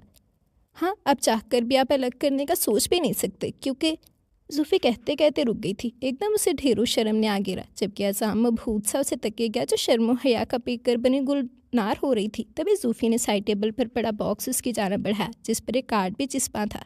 ये क्या है और किस लिए? उसने चौंकते हुए पूछा। खुद ही देख लीजिए मिस्टर आज़ाम शाह, वो कहकर अपनी उंगलियां मोड़ने लगी। कार्ड पर कांग्रेट्स फादर नमाया था। पहले पहल वो इस इबारत का मतलब नहीं समझ पाया। फिर जूफ़ी की जानब देखा जो उसकी नज़रें अपनी तरफ मुतवज्जो पाकर खुद ब खुद शर्मा गई थी। रुखसारों पर अजब सी सुर्खी बिखरी हुई थी बुलाशबा आज वो बला की हसीन लग रही थी। उसका शर्मीला अंदाज उसे कुछ जता गया। तो क्या मेरा मतलब तुम मुझे गिफ्ट? उफ, आई मीन हम मम्मी पापा बनने वाले हैं। मारे खुशी के वो पागल सा होने लगा और उससे पूछने लगा। जूफी ने हौले से अपना सर हिलाया। Oh my God! उसने उसे अपनी बाहों में भर लिया। पेशानी पर, गालों पर, आंखों पर, हाथों पर अज़ाम के होंठों का लम्स फैलने लगा था। आज मैं बता नहीं सकता कितना खुश हूँ। दुनिया की सबसे बड़ी खुशी सालिनों के तोहफे के तौर पर तुम मुझे देने जा रही हो, उसे खुद में बींचते हुए कहा। जूफी ने आज से पहले इतना खुश कभी नहीं देखा था। इतनी वरख्तगी की उम्मीद उसे कहाँ थी। अच्छा बताएं, आपको बेबी चाहिए या बाबा? एकदम ही जूफी ने पूछा था। दोनों ही, उसने खट से जवाब दिया। दोनों? जूफी ने नासमझी से उसकी जानब देखा। हाँ दोनों ही, मतलब ट्विंस। उफ, आप भी नाज़ाम। वो शर्मा गई। अच्छा सुनो, अब तो कोई शिकायत और नाराज़ी नहीं ना? जूफी ने उसके सवाल के जवाब में दाएं बाएं नफ़ी में गर्दन हिलाई। गुड, अब होने भी नहीं चाहिए और ना मैं होने दूंगा। अज़ाम ने उसे अपनी बाहों में समेट कर उसकी पेशानी पर अपने लब रख दिए।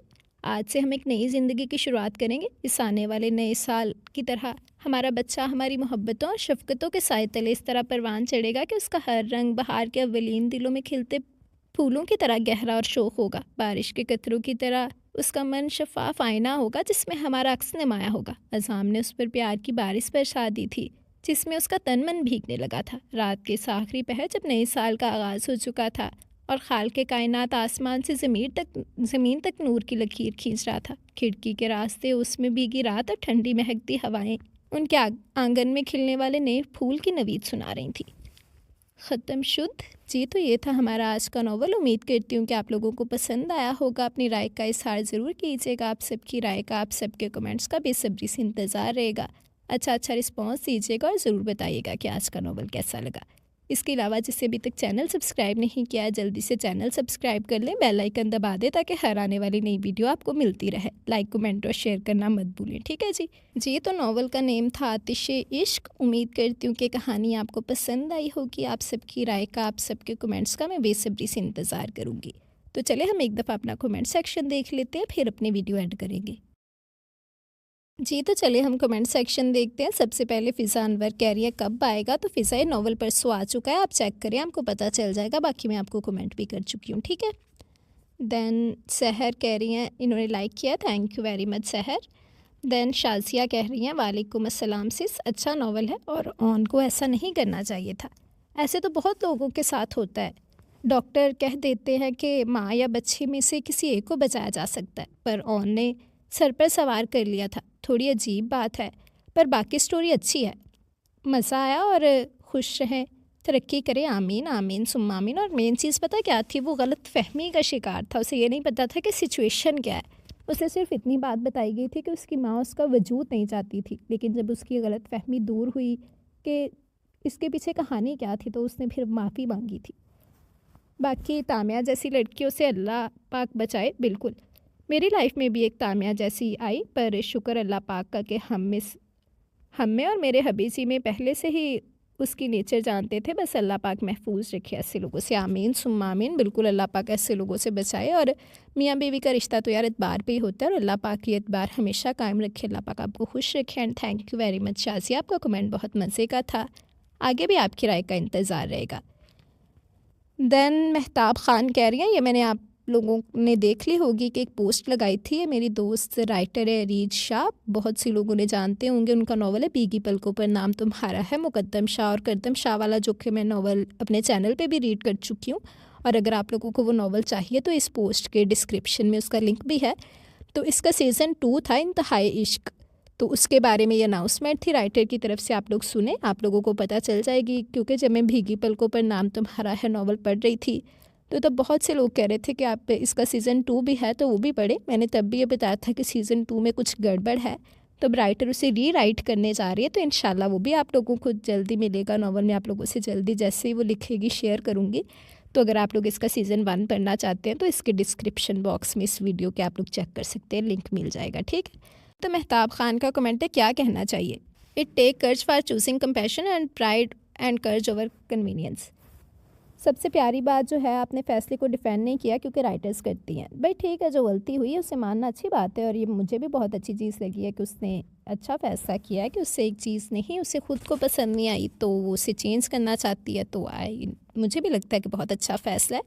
लेकिन बात किसी को मारने या अजीब मंतिक की नहीं है, बल्कि ये कनेक्शन है रीडर्स के करैक्टर्स के साथ है। And you choose to honour the readers emotions. Intehai Ishq को रीराइट करना, वर्ड बिल्डिंग एंड करैक्टर्स सब कुछ ही क्रिएटिव रिस्क है, बट उम्मीद है कि आप खुद बहुत अच्छे से ये ज़िम्मेदारी निभाएंगी। इंशाल्लाह मुझे उस पर पूरी उम्मीद है कि वो बहुत अच्छे से ये ज़िम्मेदारी निभाएगी। अल्लाह पाक बस उसे कामयाब करे और आप लोग प्लीज़ उसके फ़ैसले में उसका साथ दें और उसे सपोर्ट करें, ठीक है। Thank you very much. Then Mahvish कह रही हैं, इन्होंने लाइक किया, thank you very much Mahvish. Zainab Sagir कह रही हैं नाइस, थैंक यू ज़ैनब।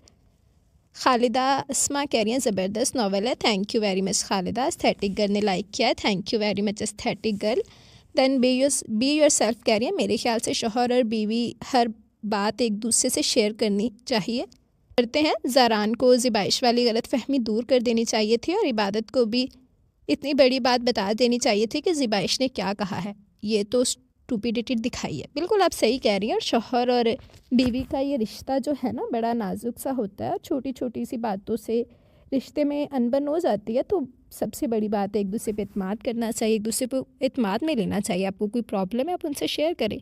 बाकी आप बिल्कुल ठीक कह रही हैं, thank you very much be your self. आप लोग कह रहे होंगे कि आज मैं 2x की स्पीड पे क्यों भाग रही हूँ, तो इसलिए भाग रही हूँ कि आप लोग टाइम देख सकते हैं। 7 बजे मुझे पोस्ट करनी है, अभी एडिट करनी है, फिर सेविंग पे टाइम लगेगा, फिर थंबनेल बनाना है। पता नहीं मैं 7 बजे तक कर पाऊँगी या नहीं, बट आज कुछ मसरूफियात बहुत ज़्यादा थी जिसकी वजह से रिकॉर्डिंग नहीं कर पाई, तो इसलिए जल्दी जल्दी हम कमेंट सेक्शन देख रहे हैं।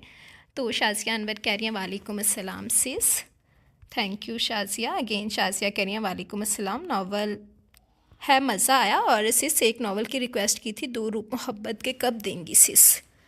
एक्चुअली मसला पता है क्या है, वो मैंने नावल अपनी तरफ से ईच एंड एवरीथिंग उसकी सेट कर दी थी कि मैं कैसे कैसे रिकॉर्डिंग करूँगी, कब कब टाइम, ईच एंड एवरीथिंग सब कुछ मैंने सेट किया हुआ था। थोड़ा सा मसला रूटीन में आया है। एक्चुअली मेरी फुफ्फू की तबीयत बहुत ख़राब है, तो इस वजह से मैं फ़िलहाल एक्स्ट्रा टाइम में कोई काम नहीं कर पा रही। तो आप सब लोग भी उनके लिए दुआ कीजिएगा कि अल्लाह पाक उन्हें सेहत तंदुरुस्ती वाली लंबी ज़िंदगी अता करें।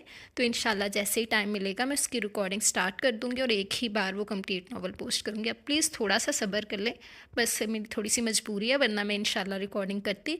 तो बस कुछ दिन, 1-1.5 हफ़्ता है, उसके बाद मैं इंशाल्लाह 1 हफ़्ता लगा के रिकॉर्डिंग कर दूँगी, ठीक है। तो आप बस थोड़ा सा सब्र कर लें। थैंक यू वेरी मच, उम्मीद करती हूँ कि आप मेरी बात समझेंगी। दैन मोहम्मद तुफ़ैल कह रहे हैं अस्सलाम वालेकुम आपी जी, कैसी हैं आप। नावल बहुत अच्छा था, बहुत शुक्रिया आपका, और बहुत खुशी होती है कि आप हमारे कमेंट्स पढ़ती हैं और आपका गला भी ख़राब रहता है मेरी तरह।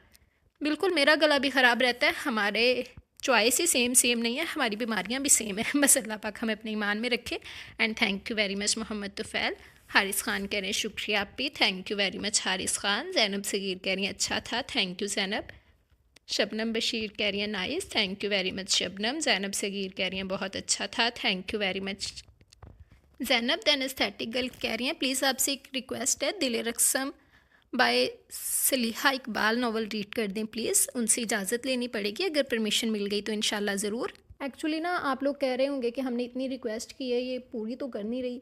तो बस आप लोगों को पता है कि थोड़ी सी लाइफ बिजी जा रही है। जैसे ही मुझे टाइम मिलेगा तो शाज़िया की रिक्वेस्ट, फिर एस्थेटिक गर्ल की, और एक नावल की और मुझे रिक्वेस्ट आई है, वो मेरे पास एस पड़ा हुआ है लेकिन मैं नाम भूल गई हूँ।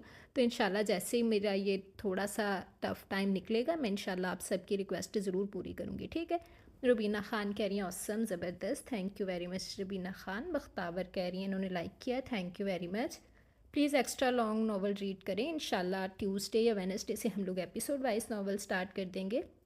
देन बी योर सेल्फ कह रहे हैं स्टोरी आपने बहुत अच्छी बनाई है, राइटर ने बनाई है, मैंने नहीं बनाई, मैं नरेटर हूँ, बट हादी का इंतज़ार बहुत लंबा कर दिया आपने। बिल्कुल हादी को बहुत इंतज़ार करना पड़ा, जो कि मुझे भी नहीं अच्छा लगा था, बिकॉज हादी का किरदार मुझे खुद बहुत पसंद था। चौधरी जट कह रहे हैं nice episode, thank you very much Chaudhry Jatt. Shabnam Bashir ने कहा nice, thank you very much Shabnam.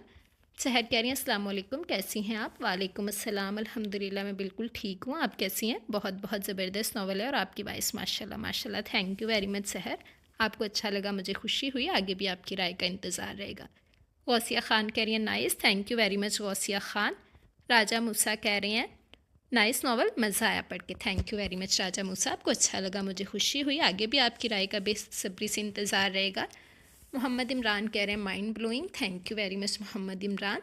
जी, तो ये थे हमारे आज के कमेंट्स। उम्मीद करती हूँ कि आप लोगों को आज की कहानी पसंद आई होगी। आप सबकी राय का, आप सबके कमेंट्स का मुझे बेसब्री से इंतज़ार रहेगा। अच्छा रिस्पॉन्स दीजिएगा और ज़रूर बताइएगा कि आज का नॉवल कैसा लगा। बाकी मेरी 2 बहुत ही प्यारी सी लिसनर्स हैं, आयशा क्वीन और सीमा सुल्ताना, वो काफ़ी अरसे से गायब हैं।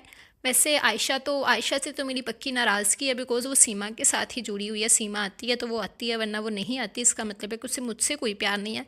तो आयशा, आपसे मेरी नाराज़गी है। आप तक मेरा पैगाम पहुंच गया तो आप ज़रूर मेरी नाराज़गी बर्दाश्त कीजिएगा। और जो सीमा है, उनका मैं समझती हूँ कि उनके लिए टफ़ टाइम है। उनकी दादी की डेथ हो गई थी। आप लोग सब लोग उनके लिए दुआ कीजिएगा कि अल्लाह पाक उन्हें सब्र अता करे और उनकी दादी का अगली मंजिल आसान करे। एंड सीमा डियर, जल्दी से वापस आ जाए। Miss U a lot and thank you very much आप सब लोगों का, जो मुझे कमेंट्स करते हैं और बताते हैं कि नॉवल आप लोगों को कैसा लग रहा है। ऐसे ही मेरा साथ देते रहिएगा और मुझे बताते रहिएगा। और जो सिर्फ सुन के भाग जाते हैं, आप लोग भी कमेंट कर दिया करें। बेशक एक दिल ही सेंड कर दिया करें, मेरे लिए वो भी बहुत है। ठीक है, तो इंशाल्लाह अब हम हाजिर होंगे कल नए नॉवल के साथ, नए किरदारों के साथ। तब तक के लिए मुझे इजाज़त दें। दुआओं में याद रखिएगा। अल्लाह हाफिज़।